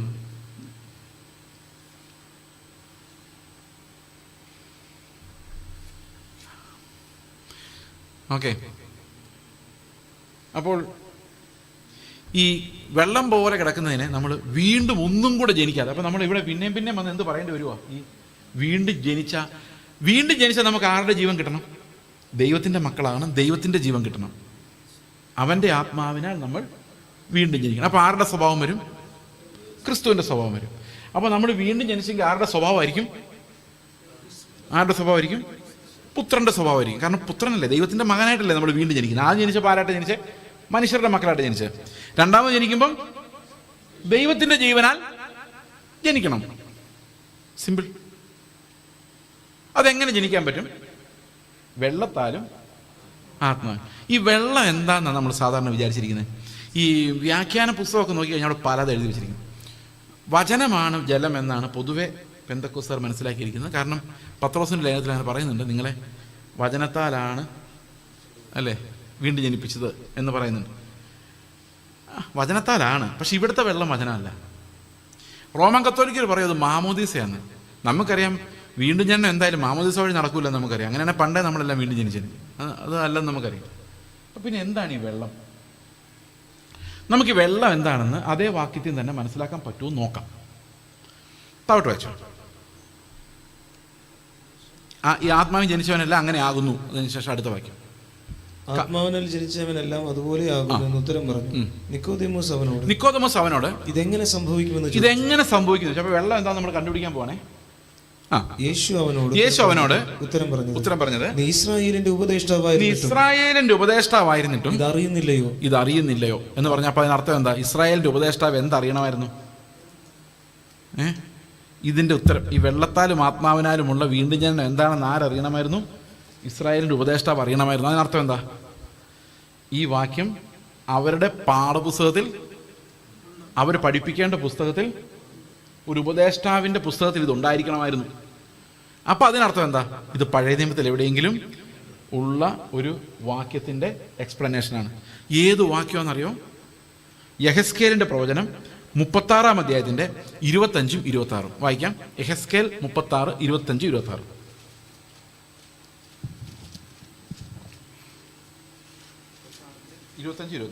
ഞാൻ നിങ്ങളുടെ മേൽ നിർമ്മല ജലം തെളിക്കും, നിങ്ങൾ നിർമ്മലരായി തീരും. കണ്ടോ? അപ്പൊ ജലം ഉണ്ടായി അല്ലേ? ജലം എന്താ ചെയ്ത്? നമ്മളെ ശുദ്ധീകരിച്ചു. അടുത്തത്, ഞാൻ നിങ്ങളുടെ സകല മലിനതയും സകല വിഗ്രഹങ്ങളെയും നീക്കി നിങ്ങളെ നിർമ്മലീകരിക്കും. ഓക്കെ, വെള്ളത്തിന്റെ കാര്യമായി. അടുത്തത്, ഞാൻ നിങ്ങൾക്ക് പുതിയൊരു ഹൃദയം തരും, പുതിയൊരു ആത്മാവിനെ ഞാൻ നിങ്ങളുടെ ഉള്ളിലാക്കും. വെള്ളവും ആത്മാവും അല്ലേ? കല്ലായുള്ള ഹൃദയം ഞാൻ നിങ്ങളുടെ ജഡത്തിൽ നിന്ന് നീക്കി. അത് നന്നാക്കുമല്ല കേട്ടോ. കല്ലായ ഹൃദയത്തെ അലിയിപ്പിക്കണേ എന്നൊക്കെ നമ്മൾ അലിയിപ്പിക്കൊന്നുമില്ല, എടുത്ത് ദൂരോട്ട് കളയുള്ളൂ. നീക്കി മാംസമായുള്ള ഹൃദയം നിങ്ങൾക്ക് തരും. മാംസമായ ഒരു പുതിയ ഹൃദയം നിങ്ങൾക്ക് തരും. ഇതല്ലേ വീണ്ടും ജനനം എന്ന് പറയുന്നത്? ആണോ അല്ലയോ? അപ്പൊ പുതിയൊരു ഹൃദയം, പുതിയൊരു ആത്മാവ് വന്നു കഴിഞ്ഞാൽ നമ്മൾ ആരായി? പുതിയ സൃഷ്ടിയായി. അപ്പോൾ ഇത് വരും എന്ന കർത്താവ് യെഹെസ്കേലിലൂടെ അറിയിക്കാം. ആത്മാവിനാൽ നമ്മൾ വീണ്ടും ജനിക്കും. വെള്ളവും വേണം, ആത്മാവും വേണം. അപ്പോൾ വെള്ളം എന്താ ചെയ്യുന്നത്? വെള്ളം നമ്മൾ എന്ത് ചെയ്യുന്നു? വെള്ളം ഒരു ചുമ്മാ കഴുകലല്ല, അത് നമ്മുടെ അകത്തുള്ള വിഗ്രഹങ്ങളെല്ലാം എടുത്തു മാറ്റി നമ്മളെ ശുദ്ധീകരിക്കുന്നത് മാത്രമല്ല, നമ്മുടെ കല്ല് പോലുള്ള ഹൃദയം കൂടെ എടുത്ത് ദൂരോട്ട് കളഞ്ഞിട്ട് പുതിയൊരു ഹൃദയം വെച്ച് പിടിപ്പിക്കും.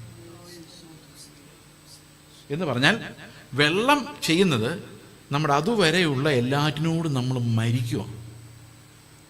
നമ്മുടെ ലൈഫിൽ കാഴ്ചപ്പാട് നമ്മൾ പഠിച്ചു വന്നത്, ദൈവരാജ്യത്തിൽ പ്രവേശിക്കാൻ നമ്മുടെ തടസ്സം എന്താ? കാറ്റുപോലെ വീശാനുള്ള നമ്മുടെ തടസ്സം എന്താ? എന്തുകൊണ്ടാണ് നമുക്ക് കാറ്റുപോലെ വീശാൻ പറ്റാത്തത്? നമ്മൾ ഈ ലോകത്ത് ഒത്തിരി പാഠങ്ങൾ പഠിച്ചിട്ടുണ്ട്. ഈ പാഠങ്ങൾ കാരണമാണ് നമുക്ക് എന്ത് ചെയ്യാൻ പറ്റാത്തത്? ഈ കാറ്റുപോലെ വീശാൻ നമുക്ക് പറ്റാത്തത്. പൈസ വേണ്ടേ സാറേ? പൈസ ഇല്ലാത്തവനെ എന്തിനു കൊള്ളാം? ഇത് നമ്മുടെ തലയ്ക്കകത്ത് കിടപ്പുണ്ട്. ഇത് ചാവാതെ നമുക്ക് എന്ത് ചെയ്യാൻ പറ്റില്ല? ദൈവം പറയുന്ന എല്ലാ സ്ഥലത്തേക്കും പോകാൻ പറ്റില്ല. സമ്മതിച്ചു? ശരിയാണോ? വിദ്യാഭ്യാസം ഇല്ലാത്തവനെ എന്തിനു കൊള്ളാം? അപ്പം ഇതെല്ലാം നമ്മൾ ചെറുപ്പത്തിലെ പഠിച്ചു വന്നേക്കുന്ന. കല്യാണം ആലോചിക്കുമ്പോൾ നമ്മൾ നോക്കും, പൈസ ഉണ്ടോ? ഇല്ല. എന്നാൽ വിദ്യാഭ്യാസം എങ്കിലും ഉണ്ടോ? ഉണ്ട്. അപ്പം സ്ത്രീധനം ഇൻസ്റ്റാൾമെൻ്റ് ആയിട്ട് മാസാമാസം വന്നോളൂ, ജോലിയുണ്ട്. ഓക്കെ, അപ്പോൾ ഇതെല്ലാം ലോകത്തിൻ്റെ പാഠങ്ങളാണ്. അപ്പം കർത്താവ് പറയാണ്, നീ ഇന്നാരെ കല്യാണം കഴിക്കണം എന്ന് കാണിച്ചു തരുമ്പം എനിക്ക് ലോകത്തിലെ കുറേ പാഠങ്ങളുണ്ട്. ഞങ്ങളുടെ കൂട്ടമല്ല, കുടുംബമല്ല, പണമില്ല, വിദ്യാഭ്യാസമില്ല, സൗന്ദര്യമില്ല, അത് ജഡം. ഇതെല്ലാം കൂടെ പഠിപ്പിച്ചേക്കുന്ന ഒത്തിരി കാര്യങ്ങളുള്ളത് കൊണ്ട് നമ്മൾ കർത്താവ് പറയുന്നിടത്ത് പറയുന്നത്, കർത്താവ് ഞാനില്ല, എന്നെ ഒന്ന് സഹായിക്കണം. എനിക്ക് അയാളെ കല്യാണം കഴിക്കാൻ വേണ്ടി നീ കാനാവിലെ കല്യാണത്തിന് വന്ന പോലെ വെള്ളം വീഞ്ഞാക്കി തന്നാൽ മതി. ആരെ കല്യാണം കഴിക്കണമെന്ന് നീ പറയണ്ട. നമ്മുടെ പ്രാർത്ഥന മുഴുവൻ അതാ അല്ലേ? കർത്താവ് കാണിച്ചിരുന്ന ആളെ കല്യാണം കഴിക്കും. അങ്ങനെ കല്യാണം കഴിക്കാറുണ്ട് ജാതി വ്യവസ്ഥ ഉണ്ടാവും, നമ്മുടെ ഇടയിൽ ഉണ്ടാവില്ല. ഇനി ഞാനൊരു രഹസ്യം പറയാം. എവിടെയൊക്കെ പോവോ കർത്താവിനറിയാം, റെക്കോർഡിങ് ആയതുകൊണ്ട്. ഈ രഹസ്യം പറഞ്ഞ എല്ലാം ഇപ്പോൾ യൂട്യൂബിലുണ്ട്. ഒരു ചർച്ച ചെന്ന് ഞാൻ ഇനി പറയുന്ന റെക്കോർഡ് ഓഫ് ചെയ്യണമെന്ന് പറഞ്ഞിട്ട് പറഞ്ഞത്, അതുപോലെ റെക്കോർഡ് ഓഫ് ചെയ്യണമെന്ന് പറഞ്ഞത് ഉൾപ്പെടെ യൂട്യൂബിൽ കിടപ്പുണ്ട്. അപ്പോൾ ഒരാൾ എന്നെ വിളിച്ചു പറഞ്ഞു, ഇത് ഓഫ് ചെയ്യണമെന്ന് പറഞ്ഞത് ഉൾപ്പെടെ കിടപ്പുണ്ടല്ലോ എന്ന്. ഞാൻ പറഞ്ഞു, എന്നാ ചെയ്യാൻ പറ്റും? 100-100 പേര് ഓൾറെഡി, 2000-3000 പേര് ഓൾറെഡി കേട്ട് കഴിഞ്ഞാൽ ഈ സംഭവം വലിയ പിന്നൊന്നും ചെയ്യാൻ പറ്റത്തില്ല. 100 പേരും എല്ലാവരും നമുക്ക് മാറ്റിയിടായിരുന്നു. ഓക്കെ, ഈ ഹൈന്ദവ മാർഗത്തിൽ നിന്ന് വിശ്വാസത്തിൽ വരുമ്പം ഉണ്ടാകുന്നൊരു ക്രൈസിസ്, അവരുടെ വിവാഹങ്ങൾ നടക്കുന്നില്ലെന്നാണ്. കാരണം പെൺപിള്ളേരെ കൂടുതൽ വരുന്നത്. അച്ചായന്മാരുടെ പിള്ളേരുടെ കല്യാണാലോചനയ്ക്ക് അവർ പരിഗണിക്കില്ല. സുവിശേഷം പറയാൻ പോകും. രക്ഷിക്കപ്പെട്ടു എന്ന് കഴിഞ്ഞാൽ ഒരു അപ്പത്തിൻ്റെ അംശമായിട്ട് കാണില്ല. കാണുകയില്ല. അപ്പം എന്നാൽ പിന്നെ ട്രാക്ടർ കൊടുക്കാൻ പോയിരിക്കണ്ടേ? ഇവരവരുടെ വീടും കൂടും എല്ലാം വിട്ട് നമ്മുടെ കൂടെ കൂടി നമ്മളെ ഒന്നും എന്നാൽ നമ്മുടെ കൂട്ടത്തിലാണെന്ന് കരുതുകയില്ല. കല്യാണം ആലോചിക്കുമ്പോൾ അവരെ മൈൻഡ് ചെയ്യത്തില്ല. ദൈവം ഉറപ്പായിട്ടും ഇതിനെതിരെ ന്യായം വിധിക്കും, ഉറപ്പായിട്ട് ന്യായം വിധിക്കും. നിങ്ങൾ ഈ പഴയ ജഡത്തിൻ്റെ പ്രമാണം ഇരുന്നുകൊണ്ട് കാറ്റുപോലെ വീശാൻ പറ്റാതെ എന്നോട് അമേരിക്കയിലൊരു സഹോദരി വിളിച്ചിട്ട് പറയും, എൻ്റെ പാസ്റ്ററെ ഞാൻ ക്രിസ്ത്യൻ കൺവേർട്ടാ, ഞാൻ വിചാരിച്ചുകൊണ്ടിരുന്ന ഹിന്ദു വിശ്വാസത്തിൽ നിന്നൊക്കെ ഒരു പെൺകുട്ടി ഒറ്റയ്ക്ക് വന്നു എന്ന് പറയുമ്പം നമ്മുടെയൊക്കെ പിള്ളേരെ കെട്ടിക്കാൻ വേണ്ടി ആൾക്കാർ തിടുക്കപ്പെടുമായിരിക്കും. വിശ്വാസത്തിൻ്റെ തീഷ്ണത കൊണ്ടാണല്ലോ അവർ വിട്ടിട്ട് പോകുന്നത്. പക്ഷേ ഇവിടെ വന്നപ്പോഴാണ് മനസ്സിലായത് അങ്ങനൊന്നും അല്ല ഈ പരിപാടി നടക്കുന്നുള്ള കാര്യമൊന്നും. ഇവിടെ പാലക്കാട് ഒരു വിജയരാഘവൻ എന്ന് പറഞ്ഞൊരു MP ഉണ്ടായിരുന്നു പണ്ട്, കോൺഗ്രസിൻ്റെ. പുള്ളി എൻ്റെ ഒരു ഫ്രണ്ടിനോട് പറഞ്ഞതാണ്, ക്രിസ്ത്യാനികളോട് എനിക്ക് വെറുപ്പാണ്, വൈരാഗ്യമാണ്. കാരണം എത്രയോ ഹിന്ദു സഹോദരിമാർ വിശ്വാസത്തിൽ കൊണ്ടുവന്നിട്ട് കല്യാണം നടക്കാതെ നിൽപ്പുണ്ടെന്ന് നിങ്ങൾക്ക് അറിയാമെന്ന് ചോദിച്ചതാണ്. It's A social challenge. നമ്മുടെ അകത്തൊരു ഇൻ്റഗ്രേഷൻ. കാരണം കർത്താവ് കാണിച്ചിരുന്നുണ്ട്. ഇപ്പം എൻ്റെ ഒരു ബന്ധുവിൻ്റെ മകൻ്റെ കല്യാണം എല്ലാം റെഡിയായി ഉറപ്പിക്കാറായി കഴിഞ്ഞപ്പം ഈ പെൺകുട്ടിയുടെ അപ്പം പറഞ്ഞു, ഞങ്ങൾ ഇന്ന ബാക്ക്ഗ്രൗണ്ടിൽ നിന്ന് രക്ഷിക്കപ്പെട്ട് വന്നതാണ്, നാളെ ഒരു പ്രശ്നം ഉണ്ടാകാതിരിക്കാൻ വേണ്ടി പറഞ്ഞതെന്ന് പറഞ്ഞപ്പം എൻ്റെ ബന്ധു പറഞ്ഞു, അയ്യോ അതിനെന്നാ, നമ്മളെല്ലാം ഒരേ രക്തത്തിൻ്റെ അംശികളല്ലേ, ഒരേ അപ്പത്തിൻ്റെ അംശികളും അല്ലേ എന്നൊക്കെ ചോദിച്ചെങ്കിലും പിന്നെ ആ വഴിക്ക് പുള്ളി പോയില്ല. ഇതൊന്നും കർത്താവിനെ അനുസരിക്കാനുള്ള നമ്മുടെ തടസ്സങ്ങളാണിതെല്ലാം. നിങ്ങൾക്ക് ഇഷ്ടപ്പെട്ട് കാണുമെന്ന് എനിക്ക് തോന്നുന്നില്ല. ഞങ്ങളുടെ ചെറുക്കൻ്റെ കല്യാണം കഴിഞ്ഞിട്ട് ഇത് പറഞ്ഞാൽ കുഴപ്പമില്ലായിരുന്നു നിങ്ങൾ പറ്റും ചിന്തിക്കുമായിരിക്കും. കുഴപ്പമില്ല, ആർക്കും ഇഷ്ടപ്പെടുന്നില്ല. ഓക്കെ, അപ്പോൾ എന്താണ് ഈ വെള്ളം എന്താ ചെയ്യുന്നത്? നമ്മൾ ചെറുപ്പകാലത്തെ പഠിച്ചു വെച്ചിട്ടുള്ള ഈ പാഠങ്ങളൊന്നും നമ്മുടെ തലേന്ന് പോകത്തില്ല. നിങ്ങളൊന്ന് ആലോചിച്ച് നോക്കിയാൽ, ചെറുപ്പകാലത്ത് പഠിച്ചതാണോ മറക്കാൻ എളുപ്പം, പ്രായമാകുമ്പോൾ പഠിക്കുന്നതാണോ മറക്കാൻ എളുപ്പം? പ്രായമാകുമ്പോൾ പഠിക്കുന്ന നമ്മൾ അപ്പോഴേ മറന്നു. ചെറുപ്പത്തിൽ പഠിച്ചത് മറക്കാൻ പറ്റുമോ? 4, 3, 7 ആവുള്ളൂ. അത് എത്ര വർഷം കഴിഞ്ഞാലും നമ്മൾ വളരെ കഷ്ടപ്പെട്ടാണ് പഠിച്ചത്. 1, 2, 3, 4, 5, 6, 7 ഇങ്ങനെയൊക്കെ എണ്ണി പഠിച്ചതാണ്. ഭയങ്കര പാടായിരുന്നു. പക്ഷെ പാടുപെട്ട് പഠിക്കുന്നൊന്നും നമ്മൾ മറക്കില്ല. അത് ജീവിതകാലം മുഴുവൻ ഇങ്ങനെ നമ്മുടെ തലയിൽ കിടക്കും. അത് മറക്കണമെങ്കിൽ ഏതെങ്കിലും തേങ്ങ തലയിൽ വീഴണം, അതുവരെ അതങ്ങനെ കിടക്കും. ABCD മറക്കില്ല, മറക്കത്തില്ല അല്ലേ? മറക്കുമോ? വണ്ടി ഓടിക്കാൻ പഠിച്ചാൽ മറക്കില്ല. മടി പിടിച്ച് ചിലപ്പോൾ ഇരിക്കും, പക്ഷേ ആ ഓടിക്കുന്ന ആ കാലിൻ്റെ മൂവ്മെൻറ്റ് അത് പോവില്ല. നമ്മൾ പ്രാക്ടീസ് ചെയ്ത് പഠിക്കുന്ന ഒന്നും മറക്കുകയില്ല മിക്കവാറും കാര്യങ്ങൾ. പക്ഷേ പിന്നീട് പഠിച്ചില്ല. ഇപ്പം മൂലപാഠങ്ങൾ എന്ന് പറയും, അതായത് ലോകത്തിൻ്റെ ആദ്യ പാഠങ്ങൾ. ഇത് നമുക്ക് മറന്ന് ഒരു തീരുമാനം എടുക്കാൻ പറ്റത്തില്ല. അത് ഭയങ്കര ഫോഴ്സ് അതിന്.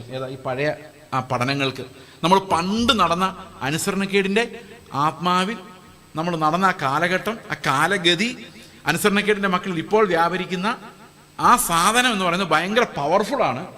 അതുകൊണ്ട് നമ്മൾ മരിക്കാതെ അതിൽ നിന്ന് രക്ഷപ്പെടാൻ പറ്റത്തില്ല. മനസ്സിലായോ? അപ്പൊ നമുക്ക് ഈ പാപത്തിൽ നിന്ന് രക്ഷപ്പെടാൻ എന്ത് വേണം? യുദ്ധത്തിന്റെ ആദ്യ ഭാഗം എന്ന് പറയുന്നത് നമ്മൾ ആത്മാവ് കാറ്റുപോലെ ആവുക എന്നുള്ളതാണ്. അബാൻഡൺ അവർ കൺട്രോൾസ്. നമ്മുടെ രാജ്യത്വം, ഈ സാത്താൻ നമ്മളെ പ്രലോഭിപ്പിച്ച് നമ്മുടെ രാജ്യം സ്ഥാപിക്കുന്ന, ഇപ്പം നമ്മുടെ വീടുകളിലെല്ലാം നിങ്ങളൊന്ന് ആലോചിച്ച് നോക്കിയേ. ഇന്നെന്താഴ്ച? ബുധൻ. ഓക്കെ, ഇന്ന് നമ്മൾ സ്തോത്രം ചെയ്യുകയാണെങ്കിൽ ഇന്നലെ രാത്രി ഞങ്ങളെ ക്ഷേമമായി കാത്തന്നേ പറയുള്ളൂ. ഞായറാഴ്ചയാണ് എന്താ പറയുന്നത്? ഈ കഴിഞ്ഞ ഒരാഴ്ച കാലം അല്ലേ? മാസാദ്യമാണല്ലോ, കഴിഞ്ഞ ഒരു മാസക്കാലം. ആണ്ടർതി മീറ്റിംഗ് ആണെങ്കിലോ ഒരു വർഷക്കാലം. ഇതൊന്നും അല്ലെങ്കിൽ നമുക്ക് പറയും ഇത്രത്തോളം എന്ന് പറഞ്ഞാൽ നമ്മുടെ ഈ കാലഘട്ടം വളർന്നു.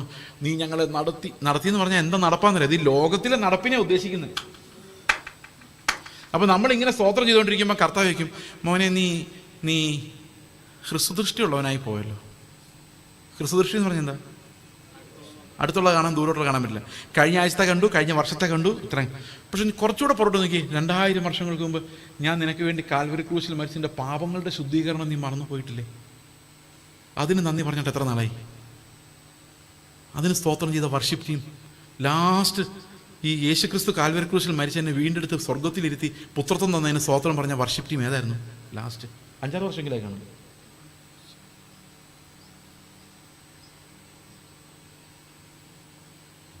നമ്മൾ പറയുന്ന മുഴുവൻ കഴിഞ്ഞ ആഴ്ച നടത്തി, കഴിഞ്ഞ മുമ്പത്തെ ആഴ്ച നടത്തി. അംബാനി അതിനേക്കാൾ നല്ല നടത്തി. അംബാനിയൊക്കെ എന്താ നടപ്പാ കർത്താവ് നടത്തിപ്പിച്ചെന്നറിയാം. ഇവിടെ കർത്താവ് നമ്മുടെ രക്തം തന്ന്, അവൻ്റെ രക്തം തന്ന് നമ്മളെ വീണ്ടെടുത്തിട്ട് സ്വർഗത്തിൽ പിതാവിൻ്റെ മടിയിൽ കൊണ്ടിരുത്തിട്ട് ഇതെൻ്റെ ഭവനം നീ എടുത്തോ, എൻ്റെ അപ്പനെ നീ എടുത്തോ എന്ന് പറഞ്ഞ് അവൻ്റെ ജീവനെ ഏൽപ്പിച്ചിട്ടുണ്ട്. നമ്മൾ ഇവിടെ ഇരുന്നുകൊണ്ട് കഴിഞ്ഞ ആഴ്ചത്തെ കാര്യം പറയുമ്പോൾ കർത്താവ് എടാ ഇതൊന്നും ഓർത്തായില്ല, എനിക്കത് ഓർമ്മ വരുന്നില്ല, എനിക്ക് പ്രയോജനം ഇതാണല്ലോ. ഇതിനെയാണ് നമ്മൾ കഠിന ഹൃദയം എന്ന് പറയുന്നത്. കർത്താവിൻ്റെ രക്തത്തെ കാണിച്ചാലും നമുക്കതുകൊണ്ട് എന്തെങ്കിലും പ്രയോജനം ഉണ്ടാകുന്നു. ഇന്ന് എഴുതുന്ന മുഴുവൻ പാട്ടുകൾ ഈ പ്രയോജനത്തെ സംബന്ധിക്കുന്ന, പ്രത്യാശയെ സംബന്ധിക്കുന്നതല്ല. കണ്ടാലോ ആളറിയില്ല, അതൊന്നും പാടാൻ എനിക്കറിയാൻ മേല. എന്നോട് എൻ്റെ ബൈബിൾ കോളേജ് പഠിപ്പിച്ച, ഞാൻ രഹസ്യം പറയാം, ഞാനൊരു ഏജിക്കാരനായിരുന്നു. ഞാൻ സ്നാനപ്പെട്ടത് ഏജില്ല, ബൈബിൾ കോളേജ് പഠിച്ച ഏജില്ല. പുനലൂർ ബഥേൽ ബൈബിൾ കോളേജിൻ്റെ പ്രോഡക്റ്റാണ് ഞാൻ.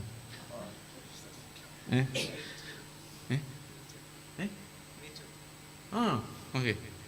എന്നെ അന്ന് ഫിലിപ്പ് സാറും ഐസക് സാറും ഇവരെല്ലാവരും പഠിപ്പിച്ച അവരുടെ ഒരു ശിഷ്യനാണ് ഞാൻ. പിന്നെ 10 വർഷം ആന്ധ്രയിലായിരുന്നു. ഇനി പറയുന്ന കാര്യങ്ങളായിരുന്നു പറയുന്നത്, നമ്മൾ ഏജിക്കാർ തമ്മിൽ അറിഞ്ഞാൽ മതി. അത് പോട്ടെ, ലൈവൊക്കെ പോട്ടെ, എന്തായാലും നിങ്ങളായിട്ടും പറയാതിരിക്കൊന്നുമില്ല. തിരിച്ചു വന്നപ്പോൾ എനിക്കൊരു കാര്യം മനസ്സിലായി, ഏജിയിൽ പോയാൽ ഏതെങ്കിലും ഒരു ഗ്രൂപ്പിനകത്തായി ഞാനായി പോകും. എൻ്റെ സഹോദരൻ എന്നേക്കാൾ ശ്രേഷ്ഠനെന്ന് കാണാൻ പറ്റിയില്ല. അവൻ്റെ കാൽക്കിലിരുന്ന് നീയാണ് എന്നേക്കാൾ വലിയവൻ, എനിക്ക് വോട്ട് ചെയ്യല്ലേ, അയാളാണ് എന്നേക്കാൾ ശ്രേഷ്ഠൻ എന്ന് പറയാൻ പറ്റില്ല. ഞാൻ അവനുമായിട്ട് ആഭിചാരപരമായ മത്സരത്തിൽ ഏർപ്പെടേണ്ടി വരും. ഇതിനകത്ത് ഏതെങ്കിലും ഒരു കുപ്പിക്കകത്ത് ഞാൻ ഇറങ്ങേണ്ടി വരും. ഞാൻ വിചാരിച്ചു വേണ്ട, കേൾപ്പാൻ ചെവിയുള്ളവൻ എത്രയും മാത്രമേ പറയാൻ പറ്റുള്ളൂ. ഈ ഭിന്നതകൾ ഉണ്ടാകുന്ന സഭയുടെ പ്രത്യേകത, 1 കൊരിന്ത്യ ലേഖനത്തിൽ പൗലോസ് പറയുന്നുണ്ട്, ചിലർ പൗലോസിൻ്റെ പക്ഷക്കാർ, ചിലർ അപ്പല്ലോസിൻ്റെ പക്ഷക്കാരും ചിലർ കേഫാവിൻ്റെ പക്ഷക്കാരും ആകുമ്പോൾ ഉണ്ടാകുന്ന പ്രോബ്ലം എന്താണെന്ന് വെച്ച് കഴിഞ്ഞാൽ, ഒരാൾ പോലും പാലുകൂടി നിർത്തി പരിജ്ഞാനത്തിലേക്ക് വരികയില്ല. എത്ര വർഷം കഴിഞ്ഞാലും പാലുകൂടി കണ്ടിന്യൂ ചെയ്തുകൊണ്ടിരിക്കും. അതിനാണ് ജഡീക സ്വഭാവം എന്ന് പറയുന്നത്. When we are in competition with our brother, നമ്മുടെ സഹോദരനുമായി നമ്മൾ ഒരു ആഭിചാര യുദ്ധത്തിൽ ഏർപ്പെടുമ്പോൾ നമ്മൾ പാല് കുടിക്കുന്നവരും ശൈശവപ്രായക്കാരുമായി എത്ര വർഷം കഴിഞ്ഞാലും ഇരിക്കും. ആ 3 അധ്യായം 1 കൊരിന്ത്യർ ലേഖനം 3 അധ്യായം വായിക്കാൻ നമുക്ക് മനസ്സിലാവും. ഇപ്പം ഞാൻ സന്ദർഭവശാൽ ഇത് പറഞ്ഞു എന്നുള്ളതേ ഉള്ളൂ. നമുക്ക് നന്നാകാൻ പറ്റാത്തതിൻ്റെ കാരണം നമ്മുടെ ശരീരമാണ്, നമ്മുടെ മൈൻഡല്ല. മൈൻഡ് കൊണ്ട് നമുക്ക് നന്നാകണമെന്ന് ആഗ്രഹമുണ്ട്, പക്ഷെ ശരീരം അതിന് സമ്മതിക്കില്ല. വായിക്കാം, റോമാലേഖനം 7:21 മുതലുള്ള വാക്യം. അങ്ങനെ നന്മ ചെയ്യുവാൻ ഇച്ഛിക്കുന്ന ഞാൻ തിന്മ എന്റെ പക്കലുണ്ട് എന്നൊരു പ്രമാണം കാണുന്നു. അപ്പൊ നന്മ ചെയ്യണമെന്ന് എനിക്ക് ആഗ്രഹമുണ്ട്, നന്നാകണം എന്ന് ആഗ്രഹമുണ്ട്, എല്ലാവരും സ്നേഹിക്കണം എന്ന് ആഗ്രഹമുണ്ട്, ക്ഷമിക്കണം എന്ന് ആഗ്രഹമുണ്ട്. പക്ഷെ എന്റെ അവയവങ്ങളിലെല്ലാം എന്ത് വ്യാപരിക്കുന്നുണ്ട്? തിന്മ വ്യാപരിക്കുന്നുണ്ട്. അടുത്ത വാക്യം, ഉള്ളം കൊണ്ട് ഞാൻ അപ്പൊ എവിടാ തിന്മ വ്യാപരിക്കുന്നത്? അവയവങ്ങളിൽ. അടുത്ത വാക്യം, ഉള്ളം കൊണ്ട് ഞാൻ ദൈവത്തിന്റെ ന്യായപ്രമാണത്തിൽ രസിക്കുന്നു. എങ്കിലും എന്റെ ബുദ്ധിയുടെ പ്രമാണത്തോട് പോരാടുന്ന വേറൊരു പ്രമാണം ഞാൻ എന്റെ അവയവങ്ങളിൽ കാണുന്നു. അപ്പൊ എവിടെയാ കാണുന്നത്? അവയവങ്ങൾ. അടുത്ത വാക്യം, അതെന്റെ അവയവങ്ങളിലുള്ള പാപപ്രമാണത്തിന് എന്നെ ബദ്ധനാക്കി. അടുത്ത വാക്യം, അയ്യോ ഞാൻ അരിഷ്ട മനുഷ്യൻ, ഈ മരണത്തിന് അധീനമായ ശരീരത്തിൽ നിന്ന് എന്നെ ആർ വിടുവിക്കും. എവിടെ നിന്ന്? ശരീരത്തിൽ നിന്ന്, മരണത്തിന് അധീനമായ ശരീരത്തിൽ നിന്ന്. അപ്പൊ നമ്മുടെ പാപം എവിടെ നിന്നാ വരുന്നത്? മനസ്സിൽ നിന്നായിരുന്നെങ്കിൽ നമുക്ക് തീരുമാനം എടുത്ത് നന്നാകാമായിരുന്നു. എനിക്ക് തീരുമാനമുണ്ട്, പക്ഷെ അവൻ എന്നോട് ചെയ്തത് ഓർക്കും, ഞാൻ ക്ഷമിച്ചതാ ബ്രദറെ. പക്ഷെ ഹൃദയത്തിനകത്ത് ഈ ഹോർമോണുകൾ നിന്ന് കത്തിക്കൊണ്ടിരിക്കും. അത് നമ്മൾക്ക് പ്രകൃതിയാ ഉള്ളതായി ഹോർമോണുകൾ. എന്തിനാണെന്നറിയോ? ഒരുത്തൻ നമ്മളെ കൊല്ലാൻ വരുവാണെങ്കിൽ എതിർക്കാൻ നമ്മുടെ ഉള്ളിൽ നമ്മുടെ സ്വയരക്ഷയ്ക്ക് വേണ്ടിയുള്ള ഹോർമോണുകൾ ദൈവം തന്നിട്ടുണ്ട്. അതായത് പ്രകൃതി തന്നിട്ടുണ്ട്. നമ്മുടെ സൃഷ്ടിപ്പിനകത്തുള്ള കാര്യം അതാണ് ഈ പ്രകൃതി എന്ന് പറയുന്നത്. ഇപ്പോൾ ഒരാളെന്നെ തല്ലാൻ വരുവാണെങ്കിൽ എനിക്ക് ഒഴിഞ്ഞു മാറാനും അല്ലാതെ 2 കാരണം കാണിച്ചു കൊടുക്കാനല്ല തോന്നുന്നത്. എന്താ തോന്നുന്നത്? പ്രകൃതിയെ തടുത്തവനെ തള്ളി മാറ്റാനാണ് തോന്നുന്നത് അല്ലേ? പിന്നെ അവൻ്റെ മുഖത്തേക്ക് നോക്കുമ്പോൾ എന്തൊരു സ്നേഹം ആണോ വരുന്നത്? അല്ല, 2 പൊട്ടീര് കൊടുക്കാനല്ല തോന്നുന്നത്. അത് എവിടെ നിന്നാണ് വരുന്നത് അറിയോ? ഇതാണ് ഈ അഡ്രിനാലിൻ എന്ന് പറയുന്ന സാധനം. ഇതിങ്ങനെ നമ്മുടെ ഈ ലോമികകളിലൂടെ അങ്ങ് ചെല്ലുമ്പോഴേക്കും നമുക്ക് ഇതൊക്കെ അടിച്ച് പൊട്ടിക്കാൻ തോന്നും. മൊബൈൽ ഫോണൊക്കെ എറിഞ്ഞ്, എത്ര മൊബൈൽ ഫോൺ പൊട്ടിച്ചിട്ടുണ്ട് നിങ്ങൾ? ഇത്തിരി വെള്ളം. ഇത് അഡ്രിനാലിനാണ്, ഹോർമോൺ. അത് നിയന്ത്രിച്ചില്ലെങ്കിൽ നമുക്ക് ഹാർട്ട് അറ്റാക്ക് ഉണ്ടാവും. അപ്പോൾ എവിടെയെങ്കിലും എക്സ്പ്രസ് ചെയ്യണം. ഞാൻ തീരുമാനം എടുത്തിട്ടുണ്ട് ഇനി ദേഷ്യപ്പെടില്ല. പക്ഷെ അഡ്രിനാലിന് എതിരെയാണ് പോകുന്നതെന്നും ഇതെങ്ങനെ പ്രസ് ചെയ്ത് നിർത്തണമെന്ന് എനിക്കറിയാൻ മേല, ഇതെന്തോരം ഉണ്ടെന്നും അറിയാൻ മേല. ഇതിങ്ങനെ തിളച്ച് വരുമ്പോൾ ഞാൻ തീരുമാനം എടുത്തൊക്കെ മറക്കും. കാരണം എൻ്റെ വില്ലിൽ എനിക്കിത് ആഗ്രഹം ഉണ്ടെങ്കിലും എൻ്റെ ശരീരം ഇതിന് സമ്മതിക്കുന്നില്ല. ഇതാണ് എൻ്റെ പ്രോബ്ലം. ഉപവാസം എടുക്കുമ്പോഴും നല്ല രസമായിരിക്കും. കർത്തൃമേശ എടുക്കുമ്പം എന്താ സംഭവിക്കുന്നറിയോ? ഒരു മരമാണ് പാവമെന്ന് വിചാരിച്ചോ, അതിന് കുറേ പഴങ്ങളുണ്ടായിട്ടുണ്ട്. അസൂയ, കുശുമ്പ്, വൈരാഗ്യം ഇതെല്ലാം ഉണ്ട്. എല്ലാം പാസ്റ്റർ പറഞ്ഞ് പേടിപ്പിച്ചിട്ടുണ്ട്. ഇതെല്ലാം ആയിട്ട് കർത്തൃമേശ എടുത്താൽ നിങ്ങളുടെ കാര്യം പോക്കാണ് എന്ന് പറഞ്ഞു കഴിയുമ്പം നമ്മൾ കഷ്ടപ്പെട്ട് 5 മിനിറ്റോടെ എല്ലാ പഴവും പറിച്ചു കളയും. അപ്പോൾ ഒരു ഫ്രീ ആയിട്ട് തോന്നും. ആ സമയത്ത് കർത്താവ് നമ്മൾ പോകും നമ്മുടെ വിചാരം. പക്ഷേ ഈ മരം അതുപോലെ തന്നെ നിൽപ്പുണ്ട്. ഉച്ചയ്ക്ക് വീട്ടിലോട്ട് ചെല്ലുമ്പം ക്രിക്കറ്റ് മാച്ച് നടക്കും. അപ്പോൾ പിള്ളേർ TV വയ്ക്കുമ്പം അമ്മ പറയും, എടാ ചർച്ചിൽ നിങ്ങൾ വന്നാലേ ഉള്ളൂ രാത്രി ആവട്ടെ എന്ന് പറഞ്ഞാൽ രാത്രിയാകുമ്പോൾ നമ്മൾ നോർമലാവും. ഇപ്പം ഇത്തിരി ഹാങ് ഓവറിലാണെങ്കിൽ ഈ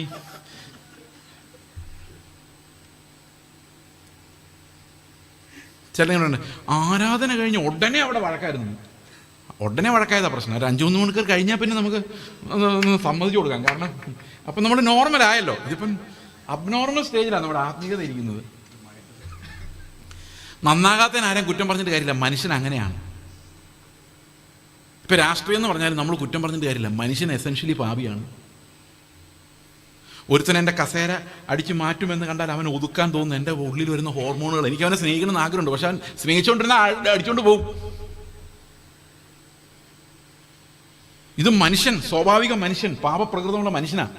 ആത്മാവിനെ നടത്തപ്പെടുന്നവരല്ല. ഈ സ്വാഭാവിക മനുഷ്യൻ എപ്പോഴും ഈ ഞാനില്ലെങ്കിൽ ഇത് ഭരണം നടക്കൂല എന്നൊരു ചിന്തയാണ്. വീട്ടിലായാലും സഭയിലായാലും ഞാനില്ലെങ്കിൽ ഇതെല്ലാം പ്രളയത്തിനകത്ത് മുങ്ങി ഇല്ലാതായി പോകും. ദൈവത്തിലല്ല ആശ്രയിക്കുന്നത്, ഈ മനുഷ്യൻ്റെ ശക്തിയിലും ക്രാഫ്റ്റിനെസ്സിലാണ് ആശ്രയിക്കുന്നത്. ഇതാണ് ബാബിലോൺ.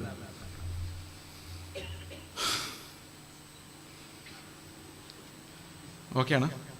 സന്തോഷമായി? ഞാൻ നിങ്ങളോട് നേരത്തെ പറഞ്ഞു ഹൃദയത്തിന് ദൗർബല്യമുള്ളവരും. ഓക്കെ, അതുകൊണ്ട് ജഡരക്തങ്ങളോട് നമുക്ക് ഒരു പോരാട്ടമില്ല. എന്തുകൊണ്ട് പോരാട്ടമില്ല? ഇതൊരു വലിയ വ്യവസ്ഥ ഈ അന്ത്യകാലത്ത് ഉണ്ടാക്കി വെച്ചിരിക്കുന്നത്. ഇത് രാഷ്ട്രീയത്തെ മാത്രമല്ല കേട്ടോ, ശുശ്രൂഷകൾ. ഒരാൾക്കൊരു കൃപാവരം കിട്ടിയാൽ അത് വിനിമയം ചെയ്ത് മാക്സിമം പൈസ ഉണ്ടാകും. ഒരു പ്രവചനവരം കിട്ടിയാൽ അവൻ ഊടാടി സഞ്ചരിച്ച് ലോകം മുഴുവൻ പ്രവചിച്ച് അവനൊരു വലിയ വീട് വയ്ക്കും. രോഗശാന്തി വരം കൊടുത്തു കഴിഞ്ഞാൽ അവൻ അത് വെച്ച് മുതലാളിയാവും, അത് വെച്ച് പള്ളി പണിയും, അത് വെച്ച് ചൂഷണം ചെയ്യും. എന്ത് കൊടുത്താലും മാമോൻ ആണ് രാജാവാകുന്നത്. എനിക്ക് ശ്വാസം വിടാൻ സമയമില്ലാത്തവരെ മീറ്റിംഗ്സ് ഉണ്ട്, രാവിലെ ഉച്ചയ്ക്കും വൈകിട്ടും. കയ്യിലൊന്നുമില്ല, വീടുമില്ല, കൂടുമില്ല. വീടില്ലാത്തത് നീ വേണ്ടെന്ന് വെച്ചിട്ട് ഇതെങ്ങനെ സമ്പാദിക്കുന്നുള്ളൂ എനിക്ക് മനസ്സിലാകുന്നില്ല റീല്.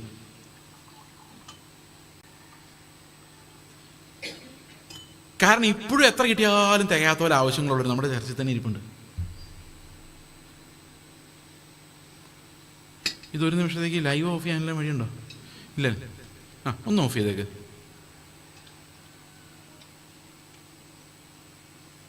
ലൈവ് എന്ന് പറഞ്ഞാൽ മ്യൂട്ട് ചെയ്താലും മതി.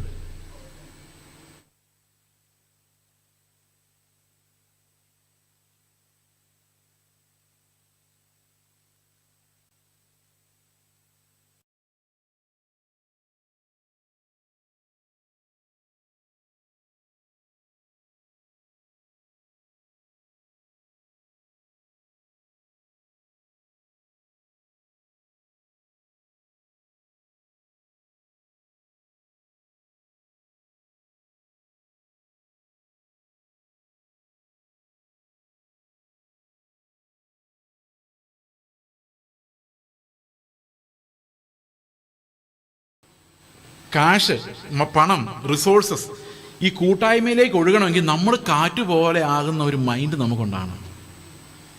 കല്ലാകാനുള്ള സ്വപ്നങ്ങളോട് മാറിയിരിക്കണം. എത്ര പേർക്ക് മനസ്സിലായി ഞാൻ പറഞ്ഞു? ഈ പോരാട്ടം നിസ്സാരമാണെന്ന് നിങ്ങൾ വിചാരിക്കുന്നുണ്ടോ? നിസ്സാരമല്ല. നമുക്കിത് നിസ്സാരമായിട്ട് തള്ളിക്കളയാനും പറ്റിയല്ല. കാരണം എന്താണെന്നറിയോ? ഞാൻ കല്യാണം കഴിക്കാൻ പോകുന്ന നേരത്ത് നടന്ന ഒരു രസകരമായൊരു സംഭവം കൂടെ പറഞ്ഞിട്ട് നമുക്ക് അവസാനിപ്പിക്കാൻ സമയമായി.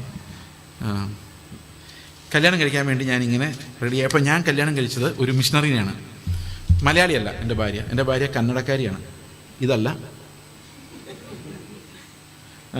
പുള്ളിക്കാരി കന്നഡ സ്വദേശി, കന്നഡ ഭാഷ, കന്നഡക്കാരി തന്നെയാണ് നാച്ചുറലി. ഇപ്പോൾ വിവാഹം കഴിക്കുന്ന സമയത്ത് she was A missionary, came Elon in faith. അപ്പോൾ കല്യാണം കഴിക്കുന്ന സമയത്ത് ഒരു കാരണവർ, പേര് പറഞ്ഞ് നിങ്ങൾക്ക് എല്ലാവർക്കും മനസ്സിലാവും, അതുകൊണ്ട് മിണ്ടുന്നില്ല, എന്നോട് പറഞ്ഞു, എടാ മണ്ട, ഇങ്ങനെയൊന്നും നീ കല്യാണം കഴിക്കരുത്. ഈ സമയത്ത് എന്തെങ്കിലും ചോദിച്ചാൽ അവർ തരുള്ളൂ.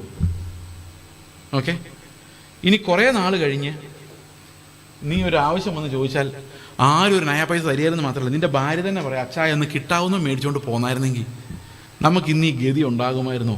നീ ഒന്നും വേണ്ട എന്ന് പറഞ്ഞ് മണ്ടത്തരം കാണിക്കരുത്. ഈ സമയത്ത് കിട്ടാവുന്ന മേടിച്ചില്ല, പിന്നെ കിട്ടാൻ പോകുന്നില്ല എന്ന് പറയുന്നത്.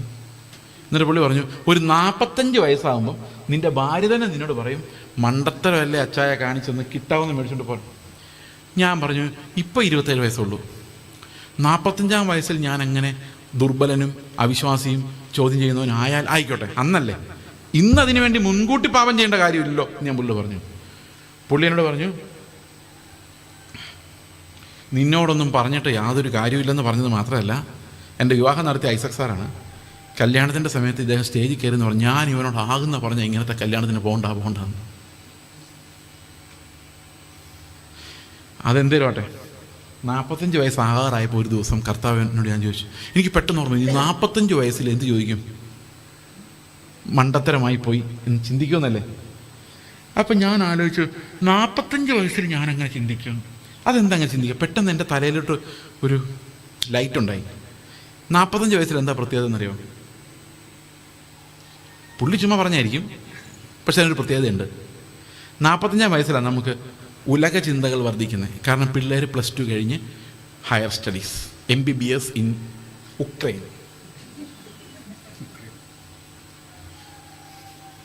അല്ലെങ്കിൽ പെൺപിള്ളേരാണെങ്കിൽ കല്യാണം കഴിപ്പിക്കണമല്ലോ എന്നൊരാലോചന ഉള്ളിൻ്റെ ഉള്ളിൽ നാം വിടുന്ന പ്രായം.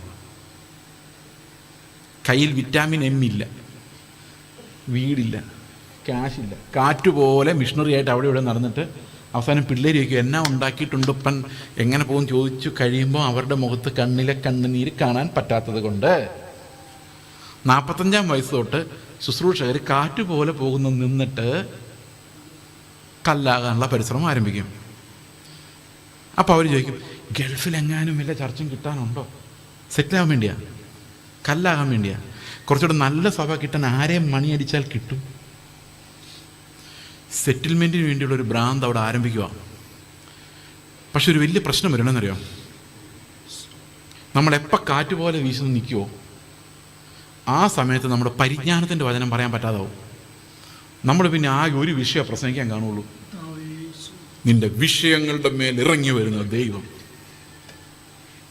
അല്ലെങ്കിൽ ഇത്രത്തോളം നടത്തിയ ദൈവം, നടത്തി ഗൾഫിൽ കൊണ്ടുപോയി കാശുണ്ടാക്കി, അതാണ് ഈ നടത്തിപ്പെന്ന് പറയുന്നത്. അല്ലാതെ പാപങ്ങളിൽ നിന്ന് ജയിക്കാൻ നടത്തി അതൊന്നുമല്ല. അപ്പോൾ നമ്മൾ മിക്കവാറും കേൾക്കുന്ന പ്രസംഗങ്ങൾ, അത് ഹാബേലിൻ്റെ കഥ പറഞ്ഞാൽ പോലും, ദാനിയേലിൻ്റെ കഥ പറഞ്ഞാലും, ദാവീദിൻ്റെ കഥ പറഞ്ഞാലും എല്ലാം ഇതാ, അവരുടെ വിഷയങ്ങളുടെ മേൽ ഇറങ്ങി വന്ന ദൈവം ഇന്നും നിന്റെ വിഷയങ്ങളുടെ മേൽ ഇതാ ഇറങ്ങി വരുന്നു. ഇതിറങ്ങി വന്നുകൊണ്ടിരിക്കും, ഇതുവരെ എത്തിയിട്ടില്ല. എന്തെങ്കിലും മനസ്സിലായി ഞാൻ ഇത്ര നേരം പറഞ്ഞത്? സഹോദരങ്ങളെ, ഇതൊരു വലിയ യുദ്ധമാണ്. നമ്മൾ പോലും അറിയാതെ നമ്മൾ ശത്രുപക്ഷത്തായി പോയിരിക്കുക. നമ്മൾ പോലും അറിയാതെ നമ്മൾ മോഹികളും ദ്രവ്യാഗ്രഹികളും ആയിപ്പോയിരിക്കുക. നമ്മൾ പോലും അറിയാതെ നമ്മൾ സഹോദരന്മാരെ ദ്വേഷിക്കുന്നവരും മത്സരികളുമായി മാറിയിരിക്കുക. അപ്പോൾ ഇത്രയും വലിയ യുദ്ധം ജയിക്കണമെങ്കിൽ നമ്മുടെ ശരീരത്തിനെതിരെയുള്ള യുദ്ധം അത്. കാരണം ശരീരത്തിൻ്റെ പ്രവണതകൾ എന്തോ? പാപമാണ്, മൊത്തം പാപം. മനസ്സിലാകുന്നുണ്ടോ? അപ്പോൾ ഇതിനെ ജയിക്കണമെങ്കിൽ എന്ത് സംഭവിക്കണം? ഒറ്റ സൊല്യൂഷനേ ബൈബിളിലുള്ളൂ. ക്രിസ്തുവിൻ്റെ ക്രൂശിൽ അവനോടൊപ്പം മരണത്തിന് ഏൽപ്പിച്ചു കൊടുക്കുക.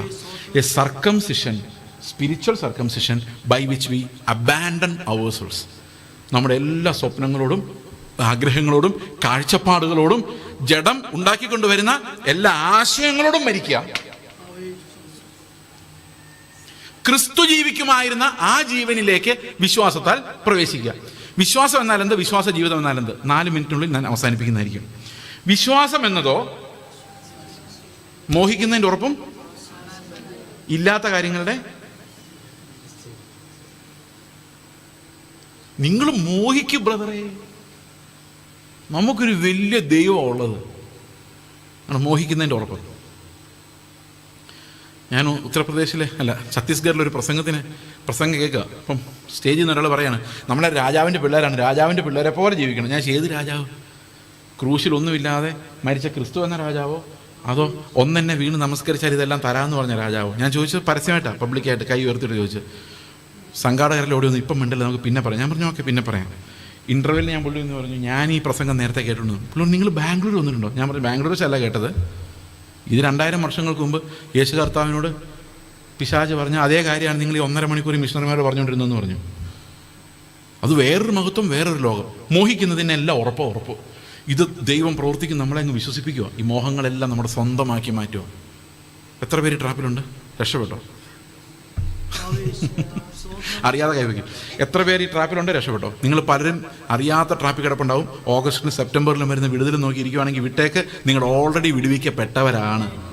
ക്രൂശിൽ വിടുവിക്കപ്പെടാത്തവരായ ആരും വിശ്വാസികളില്ല. We are already there, seated in heaven. നമുക്ക് അവകാശങ്ങൾ മുഴുവൻ അവിടെ. അതെടുത്തു മാറ്റാൻ ആരെയെ കൊണ്ട് സാധിക്കില്ല. നിങ്ങൾ എത്ര രോഗത്തിലൂടെ പിടിക്കപ്പെട്ടാലും, ക്യാൻസർ സൗഖ്യം കൊടുത്താലും, മരിച്ചിട്ട് നിങ്ങൾ എഴുന്നേറ്റാലും നിങ്ങൾ പിന്നെ മരിക്കും. അവിടെ പോയി നിൽക്കേണ്ടി വരും. എത്ര വലിയ അത്ഭുതത്തിനൊരു യൂസ് ബൈ ഡേറ്റ് ഉണ്ട്, കുറച്ച് നാളത്തേക്കുള്ളൂ.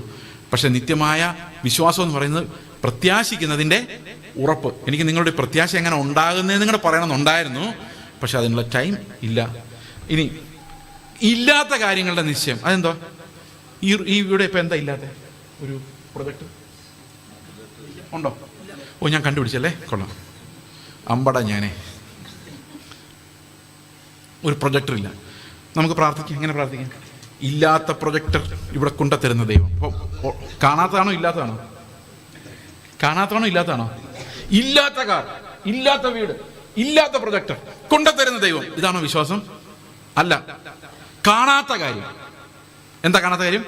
2-3 പേർ എവിടെ കൂടിയാലും അവരുടെ നടുവിൽ കർത്താവ് ഉണ്ട്. ഉള്ളതാണോ ഇല്ലാത്തതാണോ? ഉണ്ട്, കാണുന്നില്ല. അതാ ഫെയ്ത്ത്. കാണുന്ന കാര്യങ്ങൾ താൽക്കാലികം, കാണാത്തതോ നിത്യം. അപ്പൊ കാണാത്ത കാര്യങ്ങളുടെ നിശ്ചയം എന്ന് പറഞ്ഞാൽ എന്ത് കാര്യങ്ങളാ? നിത്യമായ കാര്യങ്ങൾ. അപ്പൊ വിശ്വാസം എന്നതോ പ്രത്യാശിക്കുന്നതിന്റെ ഉറപ്പും നിത്യമായ കാര്യങ്ങളുടെ നിശ്ചയമാണെങ്കിൽ ഇന്നതിനെ നമ്മൾ എങ്ങനെ മാറ്റിയെന്നറിയോ? മോഹിക്കുന്നതിന്റെ ഉറപ്പും ഇല്ലാത്ത കാര്യങ്ങൾ തന്നെ. എന്തു ഭയങ്കര അപകടം, എന്തു ഭയങ്കര വിശ്വാസത്യാഗം. എന്താ കാണാത്ത കാര്യങ്ങൾ? 2000 വർഷങ്ങൾക്ക് മുമ്പ് കാൽവരി ക്രൂശിൽ കർത്താവായ യേശു ക്രിസ്തു മരിക്കുമ്പോൾ ഞാനും അവൻ്റെ കൂടെ മരിച്ചു. ഇനി ജീവിക്കുന്നത് ഞാനല്ല. എല്ലാവരും നോക്കിയപ്പോൾ കണ്ടത് എന്താ? നടുക്കത്തെ ക്രൂശിൽ ക്രിസ്തു, അപ്പുറത്തെ ക്രൂശിൽ ഒരു കള്ളൻ, ഇപ്പുറത്തെ ക്രൂശിൽ ഒരു കള്ളൻ. പക്ഷെ ആരും കാണാത്ത ആ നിത്യമായ കാര്യം എന്നറിയോ? ആ നടുക്കത്തെ ക്രൂശിൽ എന്നെപ്പോലുള്ള ലക്ഷക്കണക്കിന് കള്ളന്മാരാണ് മരിച്ചത്. ഞാൻ അവൻ്റെ കൂടെ മരിച്ചു. അവൻ്റെ മരണത്തോട് ചേരുവാൻ സ്നാനമേറ്റവരായ, അവൻ്റെ ക്രിസ്തുവിനോട് ചേരുവാൻ സ്നാനമേറ്റവരായ നാം എല്ലാവരും അവൻ്റെ മരണത്തിൽ പങ്കാളികളാകുവാൻ സ്നാനമേറ്റിരിക്കുന്നു. എത്ര പേർക്ക് മനസ്സിലായി ഞാൻ പറഞ്ഞത്? ഇപ്പം രക്ഷപ്പെടാൻ എന്താ വഴി? അവൻ്റെ ജീവൻ പ്രാപിക്കുക. അവനോട് തന്നെ ചോദിക്കുക, കർത്താവ് നിന്റെ ആത്മാവിനെ പ്രാപിച്ചാൽ നീ ചിന്തിക്കുന്ന പോലെ ചിന്തിക്കാൻ പറ്റണം. മനസ്സിലായോ? ഇന്ന് ആത്മാവ് വരുമ്പോൾ നമ്മൾ ആകെ പറയുന്ന അന്യഭാഷയെക്കുറിച്ചാണ്. അന്യഭാഷ ആത്മാവിൻ്റെ ഒരു ഫലമാണ് എന്ന് പറഞ്ഞാൽ, ഫലം എന്ന് പറഞ്ഞാൽ കൃപാവരമാണ്, ആത്മാവ് തരുന്നതാണ്. പക്ഷെ ആത്മാവ് വന്നു എന്നുള്ളതിൻ്റെ ഒരു സൈനാണ്, അല്ലേ? പക്ഷെ ആത്മാവ് നമ്മൾ ചെയ്യുന്ന പ്രവൃത്തി എന്താ? ആത്മാവ് ജീവിപ്പിക്കുന്നു. It gives us life. ഓരോ നിമിഷവും ക്രിസ്തു എങ്ങനെ ആകുമായിരുന്നു, യേശു എങ്ങനെ ചിന്തിക്കുമായിരുന്നു, യേശു എന്ത് സംസാരിക്കുമായിരുന്നു, ഒരു സഹോദരനോട് എങ്ങനെ പെരുമാറുമായിരുന്നു, എൻ്റെ വീട്ടിൽ എന്ത് ക്യാരക്ടർ കാണിക്കുമായിരുന്നു. ഇതാണ് ആത്മാവ് നമുക്ക് പറഞ്ഞു തരുന്നത്. പഴയത് കഴിഞ്ഞു, പുതിയത് വരുന്നു. ഈ പുതിയ ജന്മത്താലാണ് നമുക്ക് ഈ തത്വത്തെ എല്ലാം ജയിക്കാൻ പറ്റുന്നത്, ലോകത്തെ മുഴുവൻ ജയിക്കാൻ പറ്റുന്നത്. ഒരൊറ്റ വാക്യം കൂടെ ഞാൻ പറയേണ്ടി, നിർത്താൻ തോന്നുന്നില്ല, എന്നാലും നിർത്തിയേ പറ്റുള്ളൂ. നിങ്ങൾക്ക് നിർത്തണം തോന്നി കാണുമായിരിക്കും, എനിക്ക് തോന്നുന്നില്ല. ഓക്കെ, ഒരു കാര്യം പറഞ്ഞേക്കാം. ഞാൻ നിങ്ങളോട് നേരത്തെ പറഞ്ഞു 2 വ്യവസ്ഥകളുണ്ടെന്ന്. എന്തൊക്കെയായിരുന്നു അത് ഓർമ്മയുണ്ടോ? ഒന്ന് സ്വാതന്ത്ര്യം പ്ലസ് ലസ്റ്റ്, നമ്മുടെ രസങ്ങളുടെ സ്വാതന്ത്ര്യം, എങ്ങനെ രസിക്കാനുള്ള സ്വാതന്ത്ര്യം. അതിനെതിരെ പ്രവർത്തിക്കുന്ന എന്തെന്ന് പറഞ്ഞേ? മതം. എന്നാൽ കർത്താവിൻ്റെ ജീവൻ വരുമ്പോൾ എന്താ സംഭവിക്കുന്നത്? വേറൊരു വ്യവസ്ഥ ഉണ്ടാകുന്നത്. അത് കർത്താവ് നമ്മളെ ശരിക്കും സ്വതന്ത്രരാക്കുക. സാക്ഷാൽ സ്വാതന്ത്ര്യം നമുക്ക് തരുന്ന ദൈവം അല്ലേ. പക്ഷെ സ്വാതന്ത്ര്യത്തിൻ്റെ പ്രത്യേകതയുണ്ട്. എന്താണെന്നറിയോ? അത് ലസ്റ്റുമായിട്ട് കണക്റ്റഡ് അല്ല, രസവുമായിട്ട് കണക്റ്റഡ് അല്ല. പിന്നെ എന്തുമായിട്ട് കണക്റ്റഡാ പറയാമോ? യേശുവിൻ്റെ സ്വഭാവവുമായിട്ട് കണക്റ്റഡാണ്. എന്ന് പറഞ്ഞാൽ സ്നേഹവുമായിട്ട് കണക്റ്റഡ്. ഇനി ഒന്ന് ആലോചിച്ച് നോക്കിയേ, നിങ്ങൾ എങ്ങനെ സുഹൃത്തുക്കളെ ഉണ്ടാക്കുന്നത്? ആരോട് സംസാരിച്ചാലാണ് കൂടുതൽ രസം എന്നുള്ളതല്ല, ആരാണോ നിങ്ങളുടെ സ്നേഹം കൂടുതൽ ആവശ്യമായിട്ട് അവിടെ ഇരിക്കുന്നത്. എനിക്ക് രസം തോന്നില്ലായിരിക്കാം, പക്ഷെ എനിക്ക് എല്ലാവരോടും പെരുമാറാനുള്ള സ്വാതന്ത്ര്യമുണ്ട്. പക്ഷെ എൻ്റെ സ്നേഹം എന്നെ നിർബന്ധിക്കുന്നത് എന്തായിരിക്കും? ഇനി ഒരു കുഞ്ഞുണ്ടായി, അപ്പം സ്ത്രീ പറയാണ്, പുരുഷൻ പറയാണ്, നമുക്കിപ്പോൾ കുഞ്ഞിനെ വളർത്താനുള്ള സാഹചര്യമില്ല, അബോർട്ട് ചെയ്തേക്കാം. സ്വാതന്ത്ര്യം. പക്ഷെ ഇപ്പോൾ കർത്താവ് ഉള്ളിലുള്ളത് ആദ്യം വരുന്ന സ്നേഹമാണ്. അപ്പോൾ എന്ത് ചെയ്യും? എൻ്റെ കംഫർട്ട് പോയാലും സാരമില്ല, I M driven bye love. ഇനി നോക്കി ഡൈവോഴ്സ്. എനിക്ക് ഡൈവോഴ്സ് ചെയ്ത് എൻ്റെ ഇഷ്ടമുള്ളവരോട് അയാളുടെ കൂടെ ജീവിക്കാൻ എനിക്ക് സൗകര്യമില്ല. പക്ഷെ ഇപ്പോൾ കർത്താവാണ് നമുക്ക് സ്വാതന്ത്ര്യം തന്നിരിക്കുന്നത്. അപ്പോൾ നമ്മുടെ ഉള്ളിൽ എന്താ പറയുന്നത്? അയാൾ നശിച്ചു പോകരുത്, അയാളോട് എനിക്ക് ഭയങ്കര സ്നേഹമാണ്. മനസ്സിലാവുന്നുണ്ടോ? അപ്പോൾ ലവും ഫ്രീഡവും കൂടെ ഒന്നാകുമ്പോൾ എന്താവും? Character and freedom. Christ gives us freedom. ക്രിസ്തു, നമ്മുടെ ഉള്ളിലുള്ള ക്രിസ്തു. ഇതാണ് കൊളോസ്യ ലേഖനം പറയുന്നത്. മഹത്വത്തിന്റെ പ്രത്യാശയായ ക്രിസ്തു നിങ്ങളുടെ ഉള്ളിൽ ഇരിക്കുന്നു എന്നുള്ള മർമ്മമാണ് തലമുറകളായി മറഞ്ഞു കിടന്നത്. ആ ക്രിസ്തു നമ്മുടെ ഉള്ളിലേക്ക് വരുമ്പോൾ നമ്മുടെ വ്യവസ്ഥകൾ മാറും. നമ്മൾ ഈ ലോകത്തിനെതിരെ യുദ്ധം ചെയ്ത് ജയിക്കാൻ കാരണമാകും. ആ മീൻസിനെ കുറിച്ച് നിങ്ങൾ എഫ് എസ് ലൈൻ ഇനി വായിച്ചു നോക്കുമ്പോൾ മനസ്സിലാവും. അവിടെ ശത്രുവിനെ തകർക്കാനുള്ള ചവിട്ടും ശാസനയും ഉപവാസവും രക്തവും അതൊന്നുമല്ല പറഞ്ഞേക്കുന്നത്. അവിടെ പറഞ്ഞിരിക്കുന്ന മുഴുവൻ വിശ്വാസം, രക്ഷ, സത്യം, സുവിശേഷം, അതാ പറഞ്ഞിരിക്കുന്നത്. അതായത് സുവിശേഷത്തിലൂടെയാണ് നമ്മൾ ആളുകളെ സ്വതന്ത്രരാക്കുന്നതും യുദ്ധത്തിൽ ജയിപ്പിക്കുന്നതും. വിശ്വാസം എന്ന പരിചയം എടുത്തുകൊണ്ടാണ്. ശരിയാണോ ഞാൻ പറഞ്ഞത്? അപ്പോൾ ഇതെല്ലാം നമ്മൾ ആ ബൈബിളിലെ വചനങ്ങളോട് നമ്മൾ അതിലൂടെ സ്ട്രോങ് ആയെങ്കിൽ മാത്രമേ നമുക്ക് ഈ വലിയ യുദ്ധം, ഈ ലോകം മുഴുവൻ വ്യാപരിച്ചിരിക്കുന്ന ആ അന്ധകാരത്തിൻ്റെ അധിപതി ക്രിസ്ത്യാനിയുടെ മേലും കർത്താവിന് മേലും നടത്തുന്ന യുദ്ധത്തിൽ നിന്ന് ജയിക്കാൻ നമുക്ക്, ആ ജയം അനുഭവിക്കാൻ നമുക്ക് സാധിക്കുകയുള്ളൂ. It is no longer I but Christ. പ്രാർത്ഥിക്കാം. ഞങ്ങളുടെ സ്വർഗസ്ഥ പിതാവേ, ഞങ്ങൾ ബലഹീനരായി അങ്ങയുടെ മുമ്പിൽ നിൽക്കുന്നു. ഞങ്ങളുടെ ശരീരം ഞങ്ങൾക്ക് എതിരായിരിക്കുന്നു. ഞങ്ങളുടെ മനസ്സുകൊണ്ട് ഞങ്ങൾക്ക് ആഗ്രഹമുണ്ട് കർത്താവ് അങ്ങ് നടന്ന പോലൊരു നടപ്പ് ഈ അക്കിക്കാവിലൂടെ, ഈ സ്ഥലത്തോടെ കർത്താവെ, അതുപോലെ ഈ തൃശ്ശൂർ ജില്ലയിലൂടെ ഞങ്ങളെ ആക്കിയിരിക്കുന്ന ഞങ്ങളുടെ ഭവനത്തിലെല്ലാം കർത്താവ് അങ്ങ് നടന്ന ആ ഇടുക്ക് വഴിയിലൂടെയുള്ള ആ നടപ്പ് ഞങ്ങൾക്ക് അനുഭവിക്കണം എന്ന് ആഗ്രഹമുണ്ട്. അവിടെയാണല്ലോ സ്വർഗത്തിലെ സകല അനുഗ്രഹങ്ങൾ ഞങ്ങൾ അനുഭവിക്കുന്നത്. അങ്ങയുടെ സ്നേഹം അനുഭവിക്കുന്നത്, അങ്ങയുടെ കരുതൽ, അങ്ങയുടെ പ്രത്യാശ അനുഭവിക്കുന്നത്, ആ ഉറപ്പ് ഞങ്ങൾ പ്രാപിക്കുന്നത്. കർത്താവ്, ഞങ്ങളുടെ മനസ്സുകൊണ്ട് ഞങ്ങളത് ആഗ്രഹിക്കുന്നു, ഞങ്ങളത് എൻജോയ് ചെയ്യുന്നെങ്കിലും ശരീരം പലപ്പോഴും ദുർബലമായി മോഹങ്ങളിലേക്ക് ഞങ്ങളെ വലിച്ചിഴയ്ക്കുന്നു. കർത്താവെ, ഞങ്ങൾക്ക് ആ അങ്ങയുടെ മരണത്തോടൊപ്പം മരിക്കുവാൻ ക്രിസ്തുവിൻ്റെ സ്നേഹം ഞങ്ങളെ നിർബന്ധിക്കുന്നതിനായിട്ട് സ്തോത്രം ചെയ്യുന്നു. കർത്താവ് 2 കൊരിന്ത്യർ 5:14 പറഞ്ഞിരിക്കുന്ന പോലെ ക്രിസ്തുവിൻ്റെ സ്നേഹം ഞങ്ങളെ നിർബന്ധിക്കുന്നു. ഒരുവൻ എല്ലാവർക്കും വേണ്ടി മരിച്ചിരിക്കെ എല്ലാവരും മരിച്ചു. കർത്താവ്, ഞങ്ങൾ ആ മരണത്തിൽ പങ്കാളികളായി കാറ്റുപോലെ അങ്ങ് പറയുന്നത് പോലെ, അങ്ങ് ചെയ്യുമായിരുന്നത് പോലെ, അങ്ങയുടെ ആത്മാവ് ഞങ്ങളെ നടത്തുന്നത് പോലെ സകലത്തിനോടും മരിച്ച് അങ്ങയോട് ജീവിക്കുവാൻ കർത്താവെ ഞങ്ങളെ ഓരോരുത്തരെയും സഹായിക്കണമേ. ഓരോ ദിവസവും ആ ജീവൻ്റെ ശക്തിയിൽ, പുതുക്കത്തിൽ ഞങ്ങളെ നടത്തണമേ. കർത്താവായ യേശു ക്രിസ്തുവിൻ്റെ നാമത്തിൽ തന്നെ ആമേൻ.